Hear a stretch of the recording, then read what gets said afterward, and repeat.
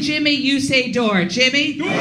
Jimmy? Dore! Jimmy? Dore! All right, you are warmed up. Get ready. Okay, every time I say Jimmy, you're going to say what? Dore! All right, you're on it. You are on it. All right, here we go, ladies and gentlemen. The reason why we're all here, maybe you saw his recent Comedy Central special, Citizen Jimmy, maybe Sentenced to Live, or maybe you saw COVID Lies Are Funny, or maybe you caught Jimmy Dore at the United Nations. Put your hands together for the one and only Jimmy Dore! Jimmy Dore!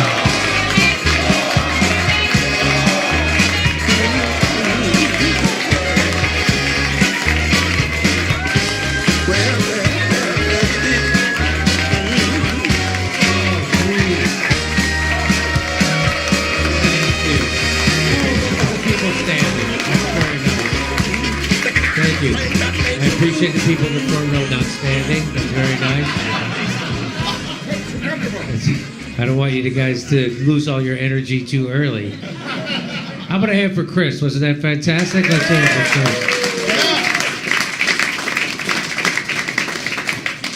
Chris. You know, he was talking about what guys have to do to seem straight, and I actually have a gay test. I have a test to tell if a guy's gay or not. And you want to hear it? Yeah. So if I look at a guy and my dick gets hard,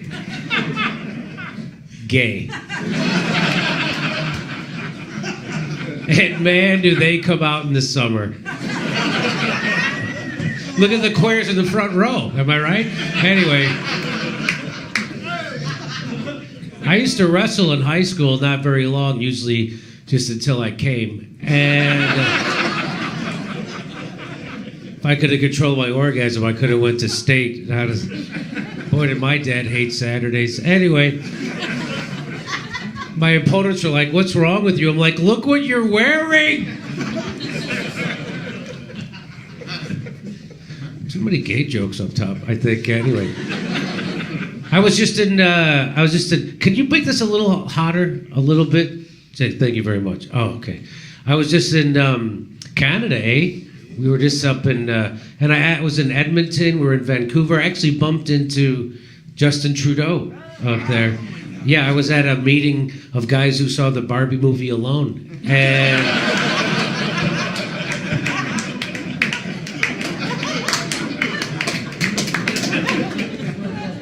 anyway, all the ladies love that guy up in Canada, eh?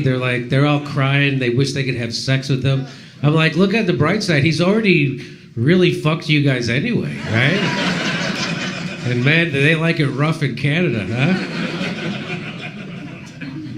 But I got a new dog. I don't know if this is the right show to talk about it, but I got a new dog. My old dog passed away. We got a new dog, and we had to take it to the vet. And the vet, because gave him some medicine, and the vet goes, you got to put these pills. You can give him these pills, but they don't taste good. So you got to put him in his, food, so he doesn't know. So my dog literally, so I put in his food, and my dog's like this, eating.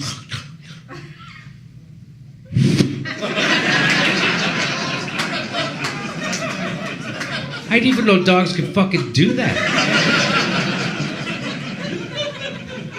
I go back to my vet, I go, my dog will literally eat his own shit.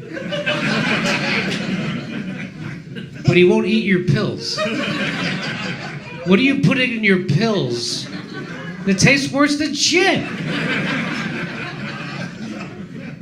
And then the vet says to me, he goes, if you're having a problem with your dog eating his own poop, he swear to God, he goes, we have a spray that you could that makes the poop unappetizing.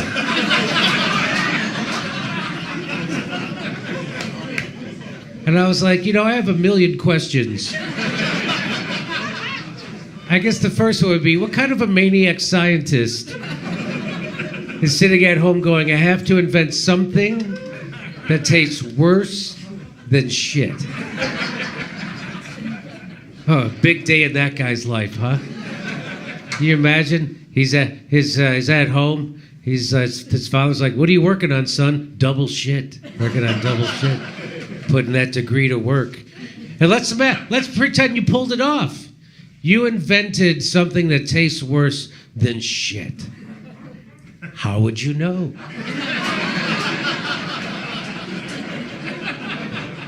Right? You're not going to taste it. You got to sneak it in on somebody. It's like, hey, Mike, you hungry? Oh, really? I made some pudding. Oh, I love pudding. Let me try. This tastes like shit. Just shit? Or worse? Okay. Well, it's great to be here. It's great to be. I'm so glad that COVID's over. We get to meet people and see each other. The first show I did after COVID, I got to the comedy club and I didn't know that there was a deaf person in the crowd. So they had a sign language lady on stage right next to me. And I'm such a juvenile, I always wondered how they sign language swear words, you know? So my big idea was I would swear and then I would look to see what she was doing. And the first word I chose was motherfucker. And she did not appreciate it. She just looked at me and she went, which to me looks like fuck you sideways, right? I'm like, that's what they came up with, right? So of course I couldn't stop. So the next word I chose was cocksucker. And she was literally, it's exactly what you think it is, okay? But she was really good. She was like, I was like, that's commitment to the craft right there. All right, you guys ready for a show? You guys ready? All right, let's get this show going. Let me introduce my my panel. We have a great panel for you tonight. Come to the stage. You've seen her already. You know her, you love her. It's the miserable liberal. Let's hear it for Steph Zamorano. There she is. There she is. Hi, Steph Zamorano. All right, everything's going great. Who's supposed to be there? Oh, I'm going to be there tonight? I don't know. Who's supposed to be there? Jeff. Oh, okay. Okay. I didn't know. Come to the stage right now. You might have seen this guy in his NBC show, his many comedy specials. He's one of my longtime friends in comedy. He's hilarious. Please put your hands together for the very funny Mr. Jeff Dye, ladies and gentlemen. Jeff Dye is here. How are you, pal? All right. And there he is. Yes, that's it, brother. That's it. Look at that. He's tall. He's tall. Hi, Jeff. How are you? Good. Thanks for having me. This is great. I appreciate you being here. Ventured into the Hollywood for this. Oh, yeah? You live over the hill like I I'm do? a valley boy. I don't dabble in the homeless territory. Okay. Tonight. All right. I appreciate you wearing the pride flag on your jacket. Yeah. That's very nice of you. I was coming to Hollywood. You know what I mean? Okay. All right. Also here tonight is the host of the Tinfoil Hat podcast, a hilarious comedian. You know him, you love him. It's Sam Tripoli, ladies and gentlemen. Sam Tripoli.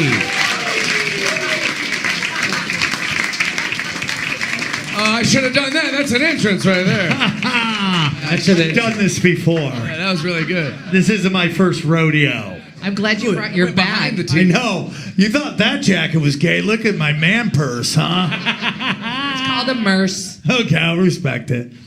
I appreciate you having the Kim Jong-un haircut. Yeah, I got a lot going on here. I'm in a pea suit. I'm just got a weird haircut. Just happy to be out of the house. Okay. Hi, everybody. All right. Yes, Sam Tripoli, yes. Ladies and gentlemen, come to the stage. You know him, you love him.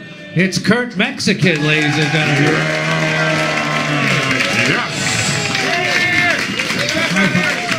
Okay, it just gets gayer as it goes. The pride flag, White Claw. Got some claws. You ain't gonna see a Bud Light controversy with White Claw. No, won't be no problems. You put a butter dick on this can. Now, Kurt just came from a series of sold-out shows at the Mothership in Austin. Yeah. Well, can I tell you something that was a little bit awkward? What's that? Here's something a little awkward. A couple of the shows, and they were all sold out, but a couple of the shows were just sold out anyway, and they had no idea what they were in for. And it was, we did Pussies Live. Have you ever seen a show called Pussies? It was called Pussies Stand Up Against Comedy, and I think we got it done. That is Michael and Michael? Yeah, Michael and Michael. And how did you start the shows? We started with, So Michael and Michael are two ultra woke. well, they're not political. Their partners, Megan and Stacy, handle the politics. They're just pussies. They're just pussies. Yeah, they're not. They don't claim to be knowledgeable. They go to a woman for that. They know what they're told, and they just wrote a book called "My Pee-Pee is Also a Wee Wee and Maybe a Poo Poo." It's on sale for $20 if you want. Can I tell you the secret backstory of Michael and Michael? Yes, please. They were MK Ultra super soldiers. Oh. Yes. Wait, this is for the movie. I'm going to spoil the movie ahead of time. So what happened was, it's called Project Michael. and I have a whole thing of what pussy stands for. It's like undercover, blah, blah. And they got stuck on their beta setting. There was an accident, and now they're just beta. And then 2 other better Michaels are going to hunt them down. That's a sneak preview of the movie that. Can I just say how my conspiracy heart melted and a tear came down my eye when I saw you doing something on MK Ultra? I'm like, my work here is done. Okay.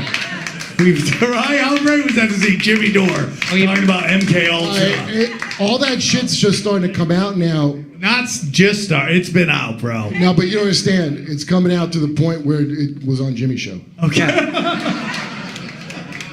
Yeah, I thought all that stuff was crazy. Yeah, I know. And then I saw Colonel McGregor tweet it out. I was like, oh shit, this is real.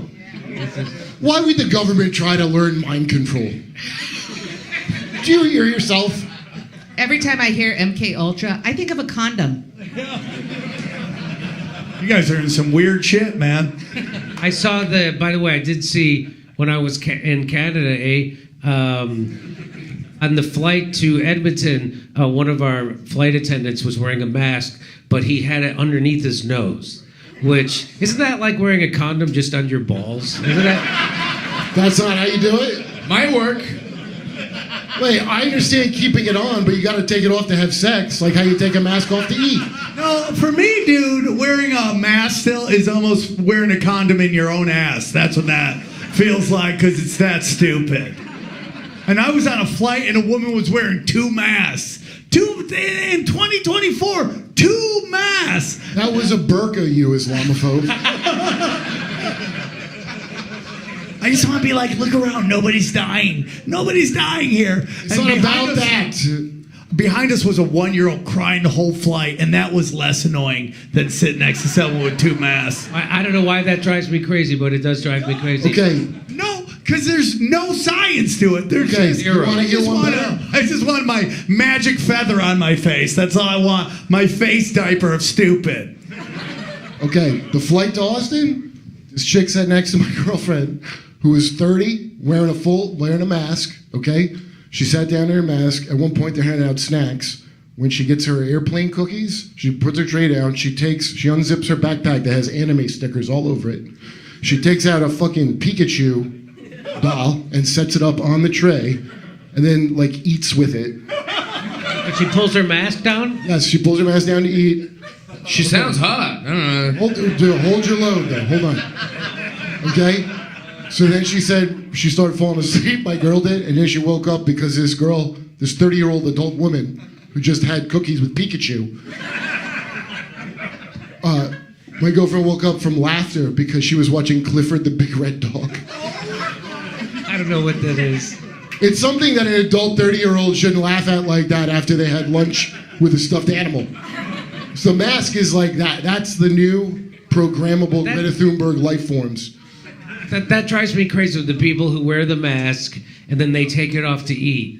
It's like as if COVID is respectful of meal times, right? It's not about COVID, Jimmy. Let them laugh. Stop topping on my joke. Anyway. I won't stand for misinformation on this show. Dis, or malinformation.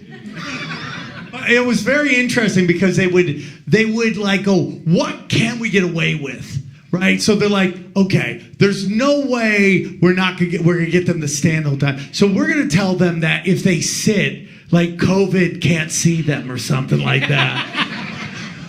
If you're sitting, COVID's going over your head. Yeah. That's it. And then we bought it. We're like, okay, just sit down, you'll be safe. Unbelievable. That was the craziest thing. You had to wear a mask into a restaurant until you sat down, and then you're good, right? I said, in 30 years, our kids are going to be like, how'd you beat COVID? We sat our asses off. That's what we were doing. Every once in a while, you see a guy standing, you're like, Trumper. And... All right, should we get to the show? This has been fun. Let's get to some... Well, first of all, I'd like to start off. Chris Christie had this is Chris Christie, and he's got something to say about Donald Trump. Do you want to hear what about Donald Trump's physicality? I'm not kidding. This is what he said. Oh, there's something going on. Is everybody okay up there? All right, good. Okay, here we go. Ready? If you look at Trump physically right now, he looks terrible.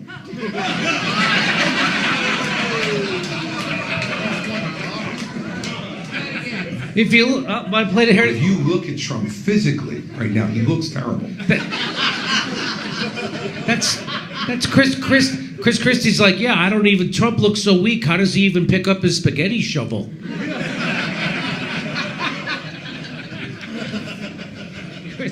He said this in front of people who can see. Wow, like somebody's going, wow, the guy wearing a circus tent, he made a good point. The Chris Christie is the guy who bought a Nordic track so he could stretch taffy.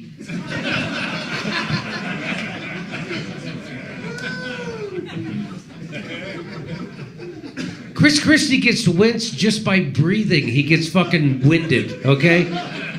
Just by breathing. Okay. Anybody else? You don't have the other ones? What's that? You don't have the other Chris Christie's? Because I'm going to do them if you're not. Oh, do them. I don't have them. Okay. Well, you can't see in the edit, but right after he said that, the chair collapsed.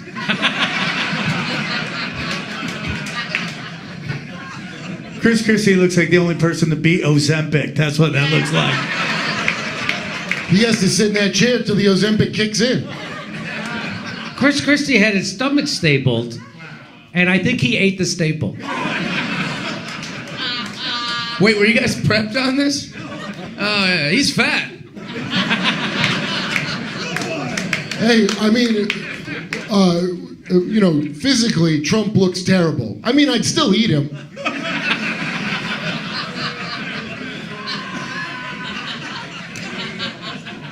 Look at his pose. Could he have picked a better pose to say that in? He looks like he's collapsing into himself. Like a neutron star that formed from a beanbag chair. Chris Christie looks like his running mate, if he did get the presidential nomination, would be his fupa. I don't get that joke. You don't get the fupa part? I don't know what that is. Okay. Do you think they pre-buttered his chair?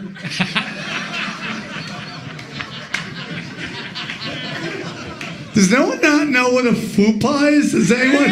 Thank you. What is a fupa? That upper pussy. That's what that Oh. You didn't know what a fupa was? No, I don't. I don't know shit. I'm 58.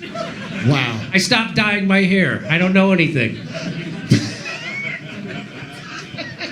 Okay. All right.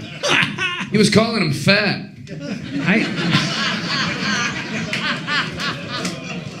I just refer to that as a front butt.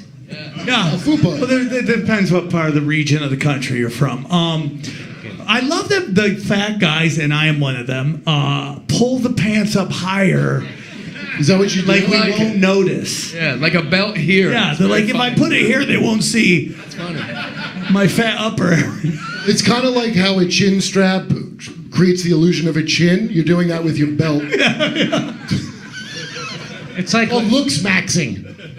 It's like when Joe Biden keeps getting more facelifts, right? If he gets one more, he's going to have a goatee, you know? Okay. If you look at Trump physically right now, he looks terrible. He looks...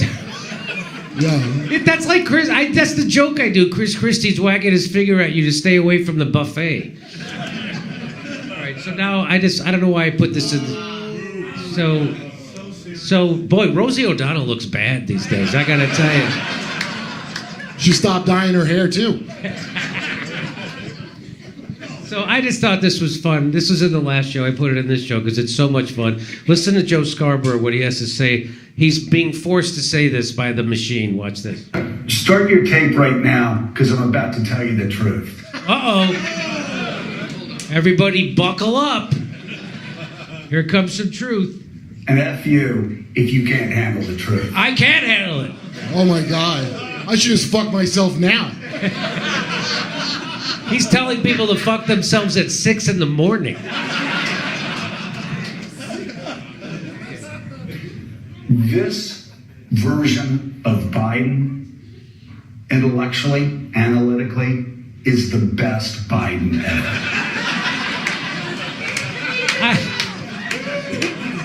I like how he pretends like there's versions of Biden, like he's an iPhone or something. This is the best version of Biden because he's the funniest he's ever been. Yeah. And he doesn't sleep with his daughter anymore. Shower, Jimmy. They showered. Come on. Is conserving water a crime now? And he stopped blinking. I don't know if you've noticed that, but he doesn't blink anymore. But Biden can't blink. Yes, because he has his face pulled into a ponytail. So this is the best version of Joe Biden. Let's see what that best version of Joe Biden looks like. Ready? America is a nation that can be defined in a single word. I was going to put him. Okay, let's do it again. America is a nation that can be defined in a single word. I was going to put him. I like how the ladies are covering their vaginas.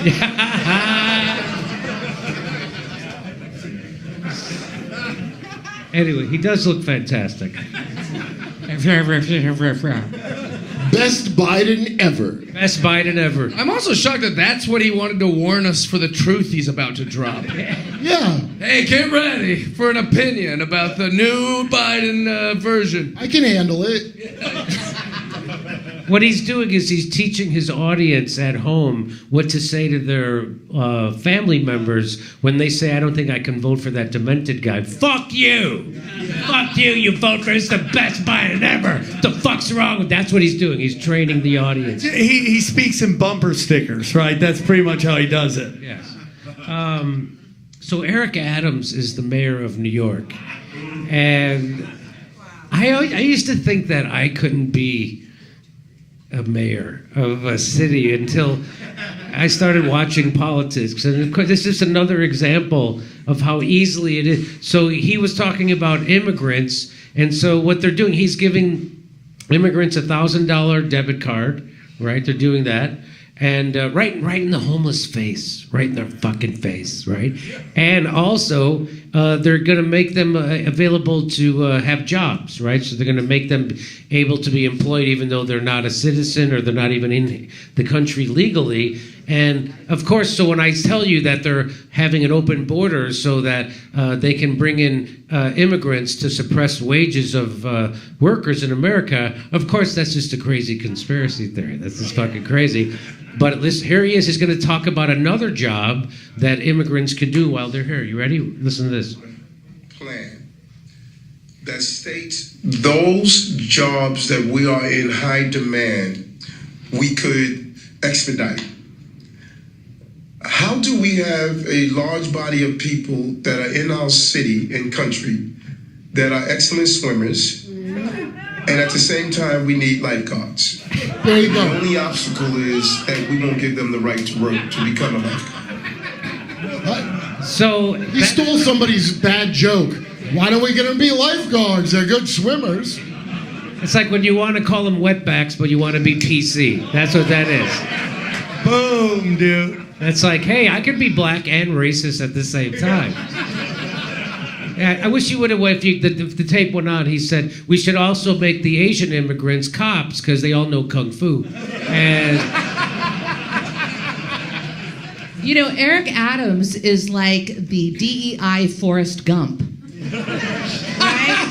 It's like Bubba. Run, Eric, run for office. Yeah. Yeah, you're giving him too much credit, I think, actually. Forrest Gump ruled. I wonder if these immigrants who could swim also know what computers are. I wonder if they know that. That's the next clip. Yeah. Oh, sorry. No, this is a very sophisticated racism that he did. Oh yeah, maybe that sounded bad, but after I show you the next couple of clips, you're going to think Eric Adams is the pinnacle and the best Democrat out there in the world. So you think I'm kidding? So here is yeah. By the way, Eric Adams also he went on to say that homeless people are no, I'm sorry. Yeah, he said homeless people should get jobs at Dick's Sporting Goods in the sleeping bag department. Anyway, I screwed that joke up. But anyway. Young black kids growing up in the Bronx who don't even know what the word computer is. They don't. They don't even know what the word computer is. Boy, that. When I say it, you know, everyone gets all pissed off.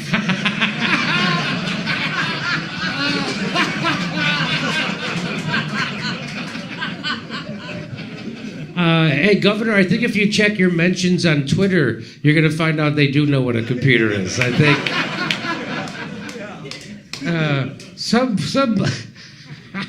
some blacks don't know what the word computer is, and I think one of those blacks is mayor of New York City. He said expedited. The crowd applauded. Half the crowd was, oh. There isn't a person alive today who doesn't know what a computer is. And I have to say thank you, pornography. Okay? Yeah, okay. Not only did she manage to, I have to read this joke, not only did she manage to come up with a racist stereotype that even the Azov battalion would be embarrassed to make.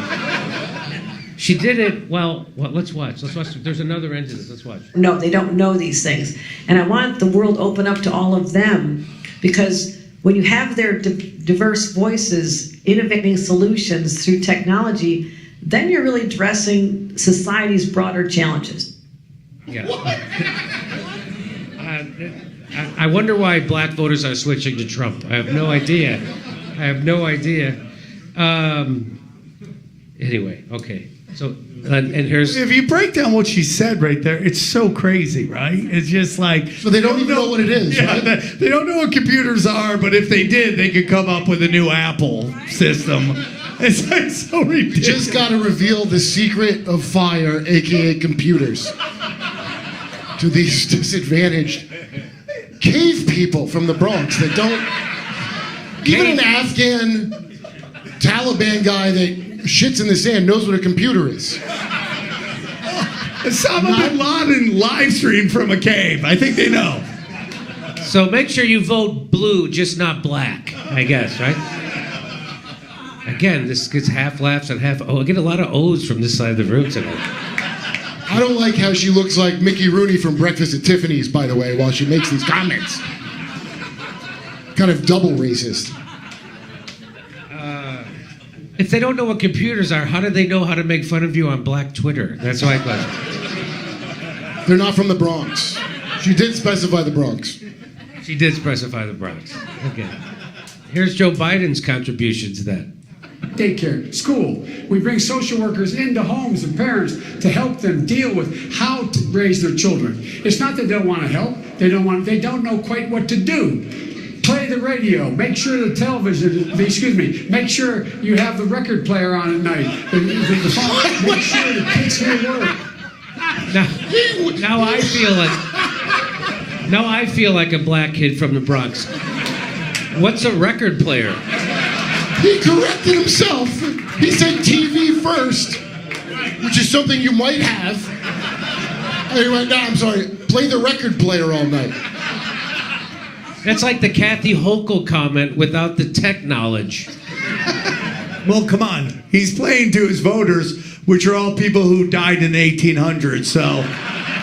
Dude, that's like, you know what McNamara's morons are? McNamara, when Vietnam was going on, he had this bright idea he was going to get, like, people with mental disabilities, and they'd watch VHS tapes, which would smarten them up to go fight. And so he did that, and by the way, it didn't work out like Forrest Gump. But it was a good idea. No, it was largely discredited, but that's basically McNamara's morons. We just play tapes, and then they know what words are. So Vivek Ramaswamy had on Ann Coulter, and boy, she looks great. She hasn't aged a day in 400 years. Am I right? I know Ann. Okay, so listen to what she has to say about would she vote for Vivek or not. Have you seen this? This is crazy. Watch this. So, Ann, thanks for coming on, and I'm looking forward to our conversation today. Me too. Thanks for having me. That was a fantastic opening monologue. I too am a fan of yours. I'm going to make a point of disagreeing with you so that it will be fun. You are so bright and articulate, and I guess I can call you articulate since you're not an American black. Can't say that about them. That's derogatory. And that was a great opening segment. Lots of things to talk about there. Oh, and I agree with many, many things you said during, in fact, probably more than most other candidates when you were running for president. But I still would not have voted for you because you're an Indian. We'll get back to that. And it's directly. We can come back to it. We'll come back to it. Relax. She said, I wouldn't vote for you because you're Indian. I'll come back to that. As awkward as that is, I bet Vivek felt way better about that than he did when I pressed him on his position on Gaza on my show. That's all I'm saying. This is one of the rare instances when you can fault someone for being honest. That's one of the rare instances right there. Be honest, that's a bad thing. Anyway, but I was showing this clip to someone just yesterday, and they were like, "Well, I feel like I need to see the rest of the clip because I played 20 more minutes." And they're like, it doesn't fucking get better. No, it doesn't. Wait, she didn't come back to that? She never comes back to that. They dance around it for like 25 minutes. They dance around it. And what she ends up saying is that I feel more comfortable with people who have been citizens for more than one generation. So his parents are immigrants, and so he's the first generation, and that's not good enough for her. Because you don't have enough skin in the game, and I don't know what the fuck. That's the craziest thing. That's it's like Bill the Butcher from that Scorsese movie. What is it called? It's like Gangs of New York prejudice. I think this Roswell alien in a blonde wig is telling Vivek that she won't vote for him because she's an Indian. What is more white Karen than denying Indians a voice in American politics? Am I right? Come on. Well, you just got to be here 3 generations. I mean, did she have a bad interaction with a phone service person about her Norton? Yes, obviously. Is that what happened? Obviously, she called Verizon customer service. And you know in your gut that she regularly has these Bollywood fantasies, right? You know that she has a fantasy where Vivek takes her to the Taj Mahal and fucking does her like a dog. You know that. You know what? Bill Maher's the one who got her into hate fucking, right? He says that. Listen, back in the day on my old podcast with Sherrod, we had her on, and she looks exactly the same in a way that is shocking to me. Shocking. She hasn't aged a day. And she never came off like she was out to bang. I mean, maybe she was just on the show. But Bill Maher says that's a joke. He never, that's not what he's into. He's into quite the opposite of that. I don't know if you know what Bill Maher's into. The Walking Dead don't age, dog. No, it's like shocking to see her because that is now 15 years ago. I mean, that's a long time ago. She looks exactly the same. She hasn't. Yeah. So good for her. Well, that's what happens when you eat children. You know what? I would agree, but hold on. It didn't help Victoria Nuland.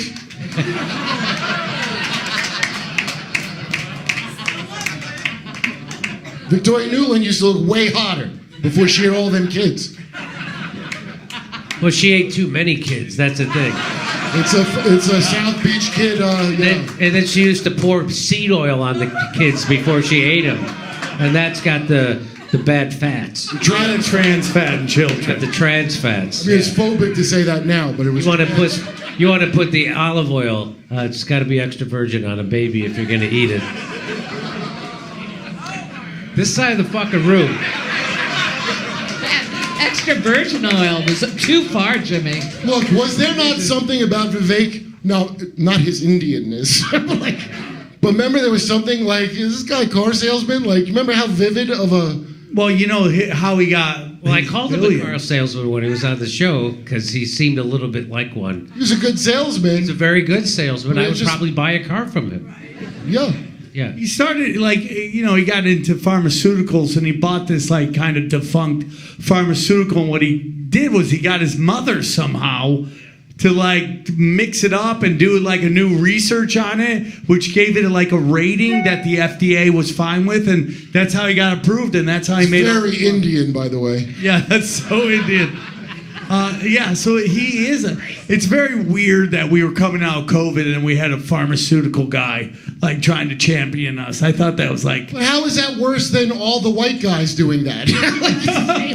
Well, that's the beauty of like these clips. It's like, it's good to see that it's not just white people are assholes, right? Like, we've come, it's 2024. All races are pieces of shit. Yay! Yo, Indians were always the better white people. We all know that. Yeah. Asians are out Asianing white people. When they made that switch that like Asians are like black people now, I was like, you tell your grandma that. Tell me what she says. We all know the white ones that hung out with white people and surpassed them. It was Indians and Asians. Why do you think they barred them from Harvard? He's right. So you know, a couple of you rap, it don't make you black people. Okay. All right. This show's going hard. We're winning. I said that to Hari Kondabolo's fucking face. I told him, this was years ago, I'm like, Indians aren't oppressed, and it looked like his eyes were going to pop out of his head. He goes, but what about The Simpsons? Yeah. Haven't you seen The Simpsons? We're oppressed. A responsible family man character. I feel so ashamed. Can everybody over here, can you see the screen? Is it working? Do I have to get out of the way? It's just off center a little. What? Because I'm standing in the way? Is it me? Is that why you're so sensitive? Always the left side of the room, you know. That's why they're fucking moaning. I thought it was they all just got spayed. But, no, they're orgasming to your racism. They love it. Should I stand up closer this way, or should I stand up farther? Does it this way? What are you guys doing over there? You're like, move over here. So push the TV a little bit. Well, I can't because of the camera. Because I think we're live streaming this tonight, right? Yes? Yeah, we are. So, sorry guy in a wheelchair, you just can't see it. This looks like every Verizon wireless commercial right here, right? An Asian couple, questionable sexuality, a guy in a wheelchair. You guys look nice, but I would never vote for you unless you've been here 3 generations. It's called the Ann Coulter rule, and it works. I have some claws in me. That's why I'm behaving like this. I'll try to stand as far back as I can. We should get a monitor next time we do the show, right? Well, and we'll set it up somewhere. Yeah, I apologize, but it's still fun, right? Okay, all right, good, all right. You can't see it at all? You can see the screen, right? Okay, so Nicole Wallace. So, now you gotta know, if you don't know anything about Nicole Wallace, you know she used to work for George Bush. She was, I think, his press secretary, and she covered for the torture crimes and the invasion of Iraq that killed 1 million people. So she's a great person, and so there's this thing where the Democrats don't want to do anything to get your vote. They just want to tell you how shitty the other person is, right? And they often make up shit about Donald Trump. And this is one of those instances where they pretend like Donald Trump is, well, I'll show it to you. Here, listen to this. I've seen that toast a bunch of times, but Okay, so she's talking about, this is right after the correspondence dinner where they had the White House correspondent, where all the journalists get together. When journalists, I put that in quotes because they're not fucking journalists, they're stenographers to power, and that's why they're invited to that thing. If they were actual journalists, they would be in a prison in Belmarsh, okay? That's what real journalists are, okay?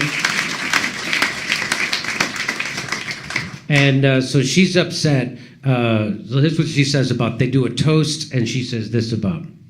I've seen that toast a bunch of times, but it landed very differently this year. Because depending on what happens in November, 7 months from right now, this time next year, I might not be sitting here. Good. I might not be a White House Correspondents' Dinner or... Okay, wait a minute. Is she campaigning for Trump right now? Because I wasn't going to vote for him, but after she said that, I'm starting to think about it. I feel like she's a bit of a tease. I might not be here next year. Thank God!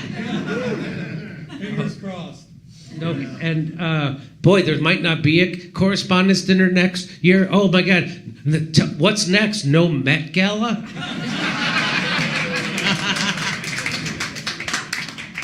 So, no fucking dinner where a bunch of assholes who are stenographers of power get together in tuxedos and jerk each other off.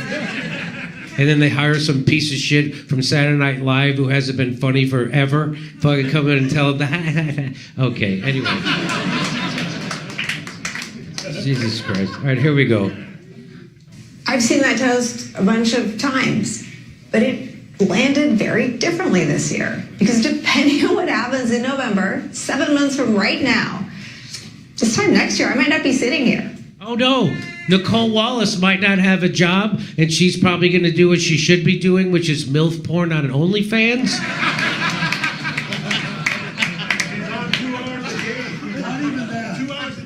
She's on 2 hours a day? Oh my God. I like how he says my mom watches her. She talks like a porn star. I love how you're complaining about his mom, too. That's every day with MSNBC. Yeah. 100. I think we're all concerned about Nicole Wallace's absence from the news media. Are you? Well, what's so crazy, though, is like you're totally right. They have to make up all these lies about Trump because the things that he actually does that they should be reporting on, they don't want to talk about. Because they're complicit. Yeah, 100%. That's exactly all the things you can actually call them out about. Yeah. They actually deep down inside love that shit. That's why it took them so long to impeach him, because they had to find a crime that they also haven't committed themselves. Yeah. I don't know what we would do without Nicole Wallace. And her abject panic as... I mean, Rob Reiner thinks that she needs to look into microdosing. That's how bad she is. If I had all her hair, what I'd be worried about is cicadas. I just love these like cable news networks. It's like they go into like Texas strip bars. They're like, who can read? Okay, yeah, you guys can do the news now. Like, have you ever seen Fox News? They all look like Dallas strippers. It's like unbelievable. This is all like all in on the elderly. That's what this is. Yeah. Yes. This is elderly porn right here. This is elderly porn. She almost looks like a Law and Order rape show cop. You know, like. Right? I like her. She solves things. Okay, let's watch it again. I've seen that toast a bunch of times, but it landed very differently this year. Because depending on what happens in November, 7 months from right now, this time next year, I might not be sitting here. Yeah, I might be sitting on a dildo for a live stream.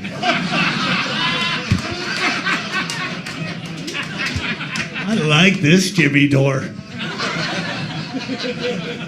I might be sitting on a beach somewhere spending all my blood money that I earned during the Iraq War covering for it. Oh, that one got applause. That one was nice. Okay, let's start it again, see how it goes. I've seen that toast a bunch of times, but it landed very differently this year. Because depending on what happens in November, 7 months from right now, this time next year, I might not be sitting here. I might not be a White House Correspondents' Dinner or a free press. Well, our there might not be a free press. You mean like how during COVID, if anybody questioned the bullshit Fauci, they got immediately censored and fired from their job? You mean like that kind of fucking free press? Do you mean that kind of bullshit? We don't have a free press. We have a corporate-owned press. If Trump wins, Dick Cheney's going to wear my face in an underground, in a cloning facility to scare the blood out of children. You don't understand what's at stake. A free press, you mean like everyone who is pro-Palestine that got fired from MSNBC, right? Yes. And CNN, right? That kind of free press. Do you know what a tragedy would be if I couldn't do my half-assed third in the ratings show every day? Okay, I think there's more. I'm an old people influencer.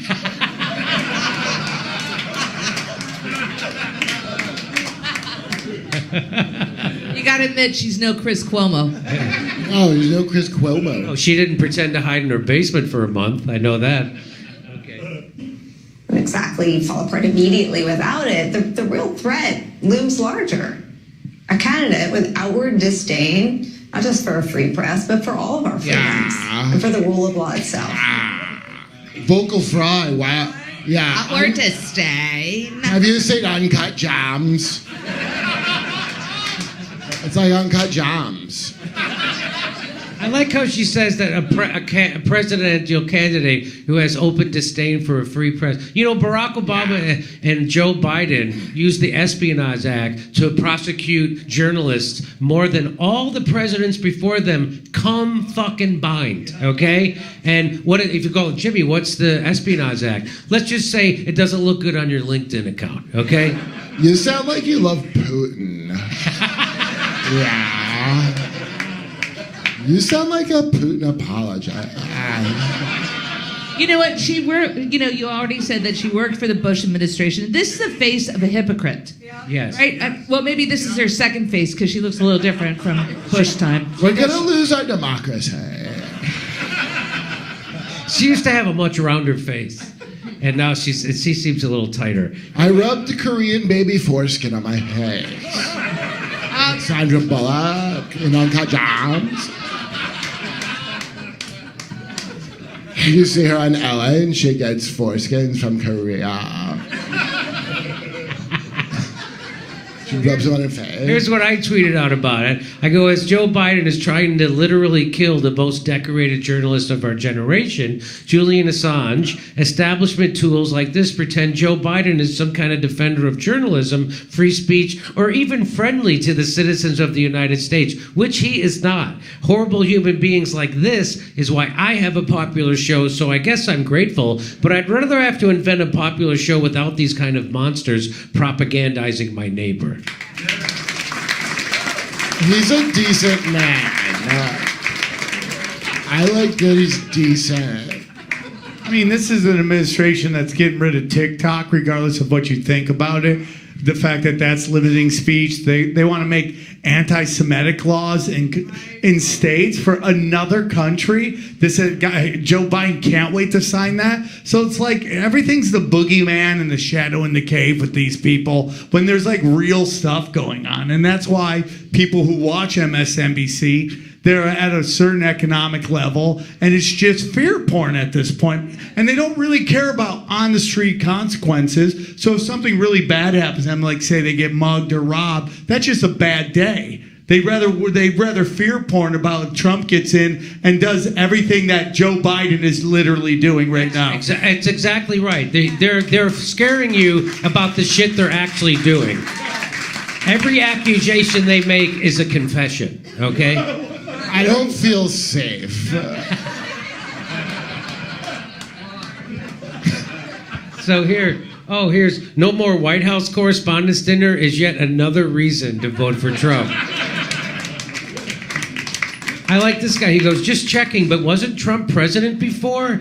And they still had that dinner, right? Okay, just checking. He didn't even come to the dinner.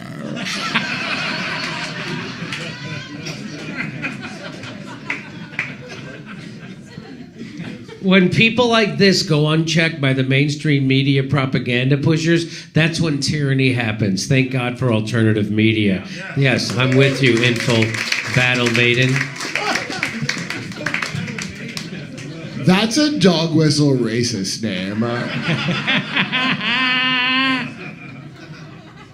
So, and by the way, you want to talk about the people who actually... We need less sunscreen regulation. But they actually did get rid of certain journalists recently. Tucker Carlson was fired from his job, not for lying, but for telling the truth. And not only did nobody stand up and get upset and make you worried about it, but they cheered it on. Here's Ocasio-Cortez, and she's all happy. Remember when she was happy about it? Let's watch. Tucker Carlson is out at Fox News. Couldn't have happened to a better guy.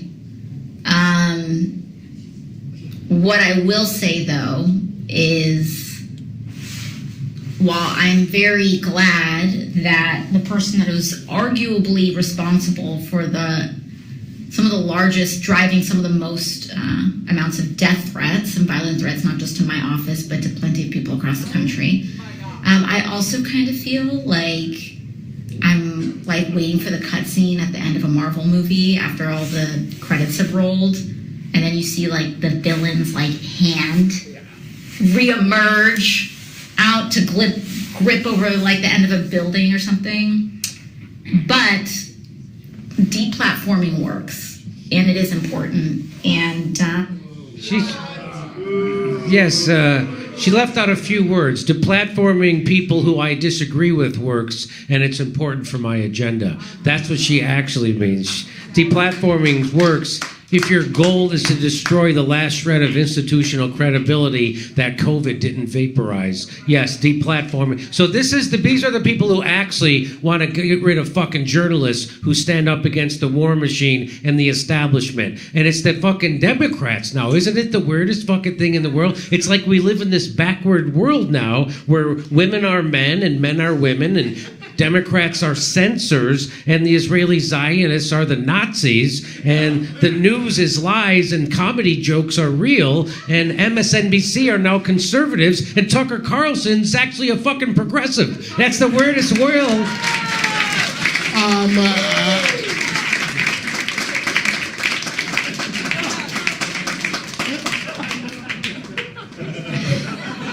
Tucker Carlson is like Thanos.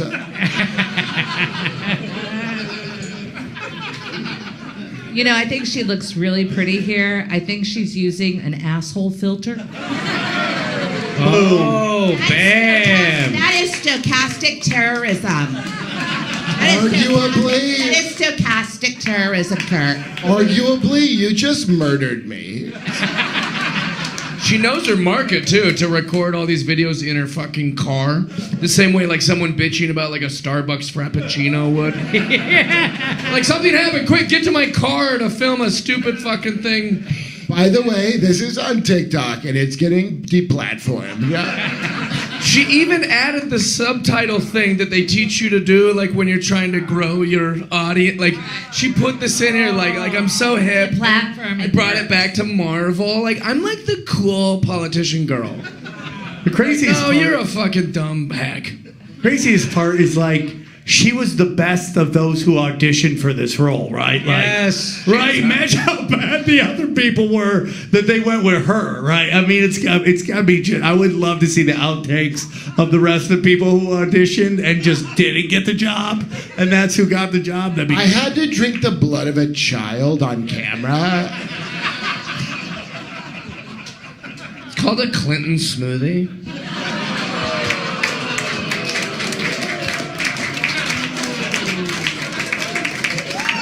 I love that we're all talking about this right now. It makes me so happy. Nancy Pelosi made me eat her box.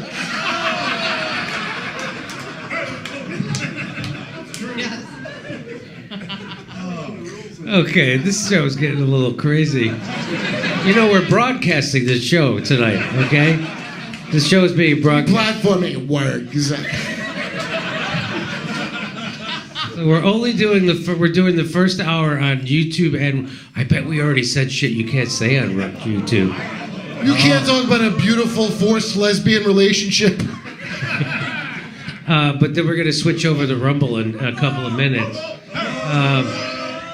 So I like this. This guy, Nick something, said, if by a free press we mean an independent and objective institution, it's the liberal media that has done that by largely wedding themselves to the aims and the agenda of the Democratic Party. Media like Wallace don't seem to give a darn about any of the freedoms that Democrats are threatening. They have no curiosity or concern about Democrats involved in lawfare against Trump or trying to kick him off the ballots, for example, or the Green Party or third parties in general. That's a real danger to democracy, yet they don't seem to care about that. What they are truly panicked about is people not buying what they're selling anymore. They see their influence crumbling, and that's what they can't buy.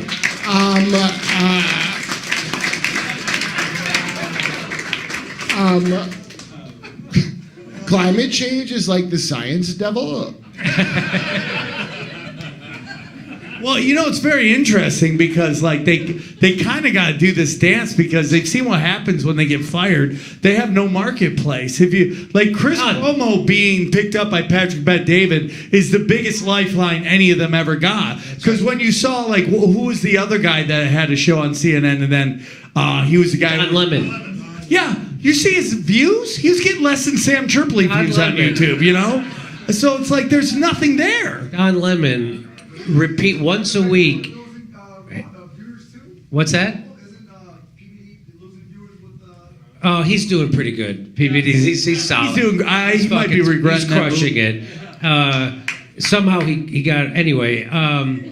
But Don Lemon has contacted me several times in the last month to come on his show, and we keep telling him no, and they keep sending emails. He's a big fan of Jimmy's. I'm like, you fucking don't bullshit me.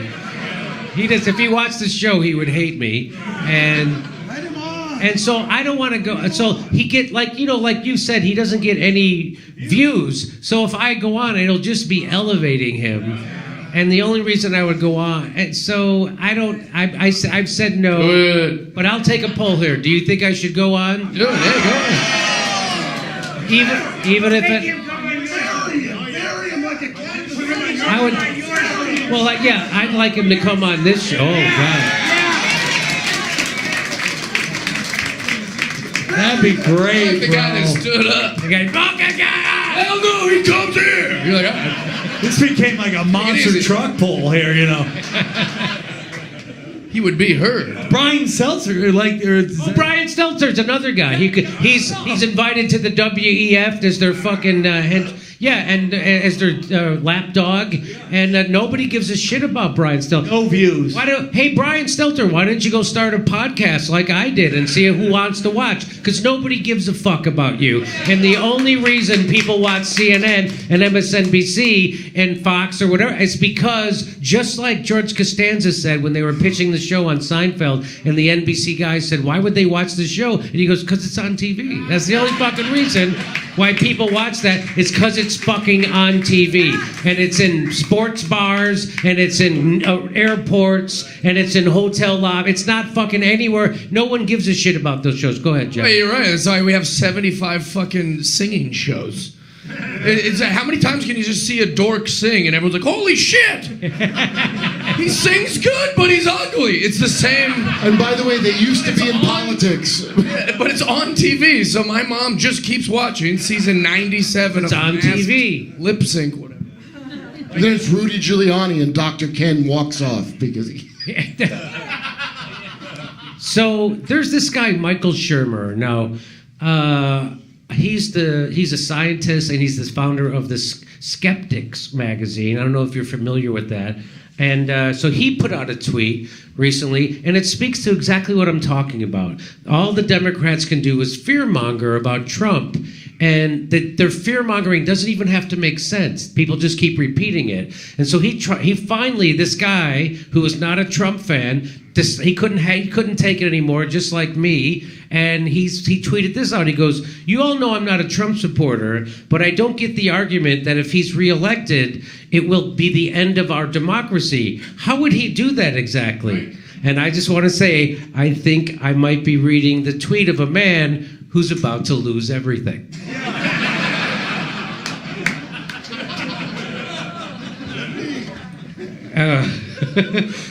How could he end democracy? I think the only way Trump could end democracy, Sam, maybe you could back me up on this, is if Trump had a time machine and he traveled back to 1913 and he invented the fucking Fed and the fucking, right? Because that's what ended democracy. 100%.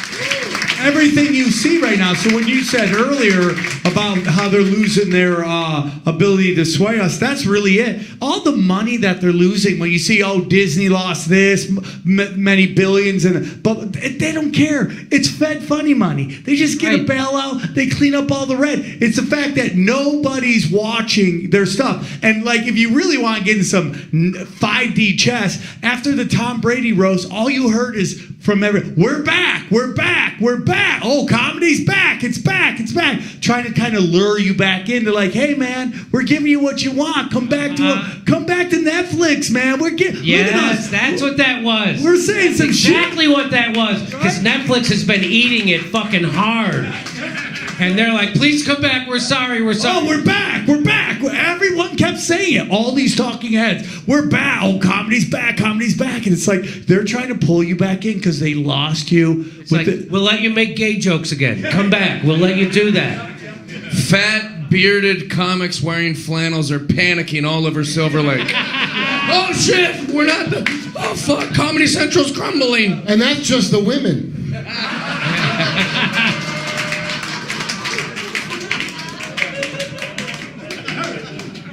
First of all, for Trump to end a democracy, the first thing that would have to happen is America would have to be a democracy, okay? Democracy means I'm on TV. And in 2022, they did a ranking of the countries that had the most democracy. You know where America ended? The United States ended up 29th, right behind South fucking Korea, okay? So, yeah, that's right. So we're not a goddamn democracy. We're an oligarchy that was proven by a study by Princeton over 10 years ago. And that's why this is always funny to me when they say he's going to end democracy. They ended democracy 50 fucking years ago when corporations took over our goddamn government. When are you going to get pissed off about that? The answer is never. I can't get over the idea of Trump with a time machine. That'd be pretty cool. I'd watch that movie. Have you not seen that children's book, that bizarre thing? The Little Baron Trump? Have you seen that? Oh, you should look into that. It's fucking batshit. But it's like, Jimmy, when you were talking about going to Europe and you said it was very eye-opening, right? Oh my God. Right? It's like, I remember, and this, you guys are going to think I'm crazy. I remember going to China and I'm like, dude, well, it's not really that bad. There was It looked like the future when I went, dude. It looked like the future. Some people always wore masks. It was very polluted. The Asians always, but they wear it when they're sick. Instead of covering your mouth, they just wear a mask. They don't wear the mask to stop from getting sick. They wear it when they... They don't do that here either. They do it to virtue signal. Yeah, 100%. But you go to other countries like, wow, this isn't that bad. And all you keep hearing about all the freedoms we have and all. And then you realize... It's like someone just put out a video about all the technology in Japan and how advanced they are. They have high-speed rail systems. We can't get that here. We can't get that because we are ran by oligarchies who just steal our money all the time. And they don't want to give us anything because this is the truth, guys. The truth of what's going on right now is that they want to make you so dumb and unhealthy that you can't participate in democracy, in what they think, or in our government, and you don't realize that the world basically uses our Federal Reserve to fund the stormtroopers, which is the military-industrial complex that goes around the world and just curb stomps brown people and steals all their natural resources, and they don't want you to know that. So they want you so dumb that you don't participate in it. And that's what the whole thing is, dumb us down so we don't know how government works and that we don't, like, I'm tired of my tax dollars. It's like your tax dollars don't go to fund war. Your tax dollars pay off the interest on the Federal Reserve. Sorry, I'll shut up. I just Googled oligarchy and I agreed. Honestly, Sam, I would vote for you except you're Armenian. But I'm a fan of what you said. We can go back to it. Blow, you Turk? Blow, you Turk? No, I'm not Turk. This idea that we live in a democracy, because of the Electoral College, the president gets elected by 6% of the population from 6 different states. It's not a democracy. That's called The Bachelor, okay? That's really good. So no, that's why they only campaign in those fucking states, the swing states, whatever. They don't. So I know a lot of people like the what's it called, the Electoral College. But the Electoral College is anti-democratic and bullshit, and we should have a populist election of the President of the United States, and then your vote actually fucking counts. No matter if you're a Republican and you vote in California, your vote doesn't fucking matter for the President of the United States. If you're a Democrat and you vote, I don't know, what's a good hard red? Alabama? I don't know. Alabama. Texas. Fucking your vote doesn't matter. So wouldn't you like everybody's vote to matter when it comes to the President of the United States? And that's why so we don't live in a democracy, and that's why shit like that is such bullshit. Because there's no way Trump can steal our democracy. Your democracy was stolen from you a long fucking time ago. Okay? And I also get nervous, Jimmy. I agree with your sentiment, but I also get very nervous about allowing New York City and LA to basically decide who the president at the same time. And also, that's my only pushback on that, because if you actually take a look at Canada, they're fucked. Canadians are fucked because Toronto decides who gets elected all the time, and that's why Trudeau can't go anywhere without 1,000 security guards, but he just keeps getting elected. Yeah, but Sam, you get nervous about like lizard people and like a lot of stuff. Okay, that is true. I'll take that L, but also, fat people shouldn't be allowed to vote. I'm with you, bro. I mean, if we had a system... Sam, I'm sorry, but one person, one vote. You can't have one person, one vote, but other people, 1 or 2 votes per person, or 3. That's just... And if you have a problem with fucking Toronto, then they should go to Toronto and convince those fucking people to vote for them. That's how democracy actually works. You don't give more people more votes because you can't convince people in New York or Los Angeles to vote for you. You need to go there and convince them. I can fucking do it. Why can't fucking anybody else do it? What if I weigh as much as 3 people? But there's black people that don't know what computers are. Some people don't even know what computers are. You have to play records for them. Okay, so Michael Shermer has more to say. He says, Trump doesn't control the Supreme Court. They refuse to hear his case about the 2020 election. Trump doesn't control the state and county courts. He lost 60 cases over the 2020 election, many Republican judges that he appointed. Trump doesn't have the military to back him if he loses in 2024, or if he wins and refuses to leave the White House. Okay, so now you've made enemies of both Carl Reiner and Rosie O'Donnell for life. Just keep dipping that hole deeper. He goes, in 2029, Trump doesn't control voting precincts. Even Republican-run ones declined to overturn the 2020 results. Trump's own loyal vice president, Mike Pence, refused his demands over the 2020 election college count. I can't imagine riots with MAGA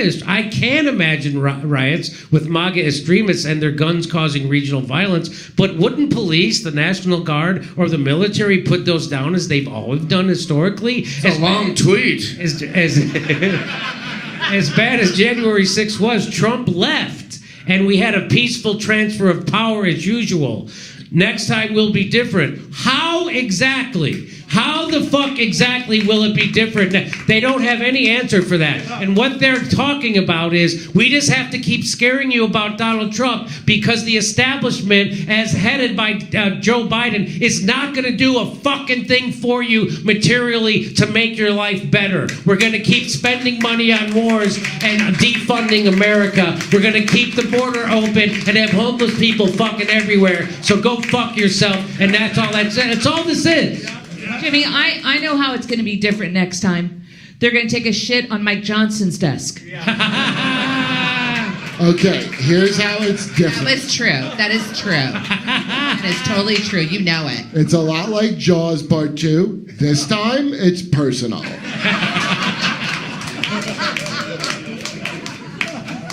In what world does that woman know Jaws 2? It's an old reverence that I learned at an underground base party. And here's the perfect example of that. These people watch MSNBC and CNN, and they get worked up to think that Donald Trump's going to end democracy and he's a big criminal. And then when they're confronted with questions like this, they immediately crumble. Here's a perfect example of that. This guy was doing an arrest Trump. He was outside the court where they were and somebody asked him, here we go. Is this unprecedented to arrest a former president for not turning in documents? A former president that had committed this many provable criminal acts. But what are the provable criminal acts, I guess? Provable criminal acts. Well, I'm done talking.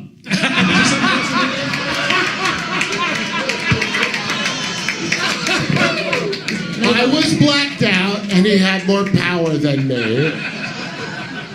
He goes, how am I supposed to know the criminal acts? I only get my news from Jimmy Kimmel. Okay, we're going to take a break right now, and we're going to switch over to Rumble. So everybody, we're going to switch over to Rumble. If you have to go to the bathroom, please get up and go to the bathroom. We'll be back in 15 minutes, and everybody put it in a 401k with Wall Street. So I'm putting a lot of it into precious metals, gold. I'm breaking it up into 3 different places, but one of the places is gold, and I believe having a substantial percentage of my financial future secured with gold and silver. That's why I decided to partner with Colonial Metals. I do. I believe in them. I believe in the idea of securing your money in precious metals. They help me set up a safe and secure self-directed IRA where I have access to my assets, no matter what the stock market, or for that matter, whatever the government's doing. So let the team of experts over at Colonial Metals Group help you protect your family's future. We've put together a special offer for our audience. Click on the link in the description below or call special 800 number, which is 888-910-1419, and you'll receive a safe and up to $10,000 in free silver. I don't know how they figure that out, but it's up to $10,000. So you definitely get a safe. So go to colonialmetalsgroup.com/Jimmy-Dore-show or call 888-910-1419 and talk to a person, and they'll tell you all about it. Are you Sleepy Joe who has zero cognitive performance, scared of walking upstairs without being worried you're going to fall down?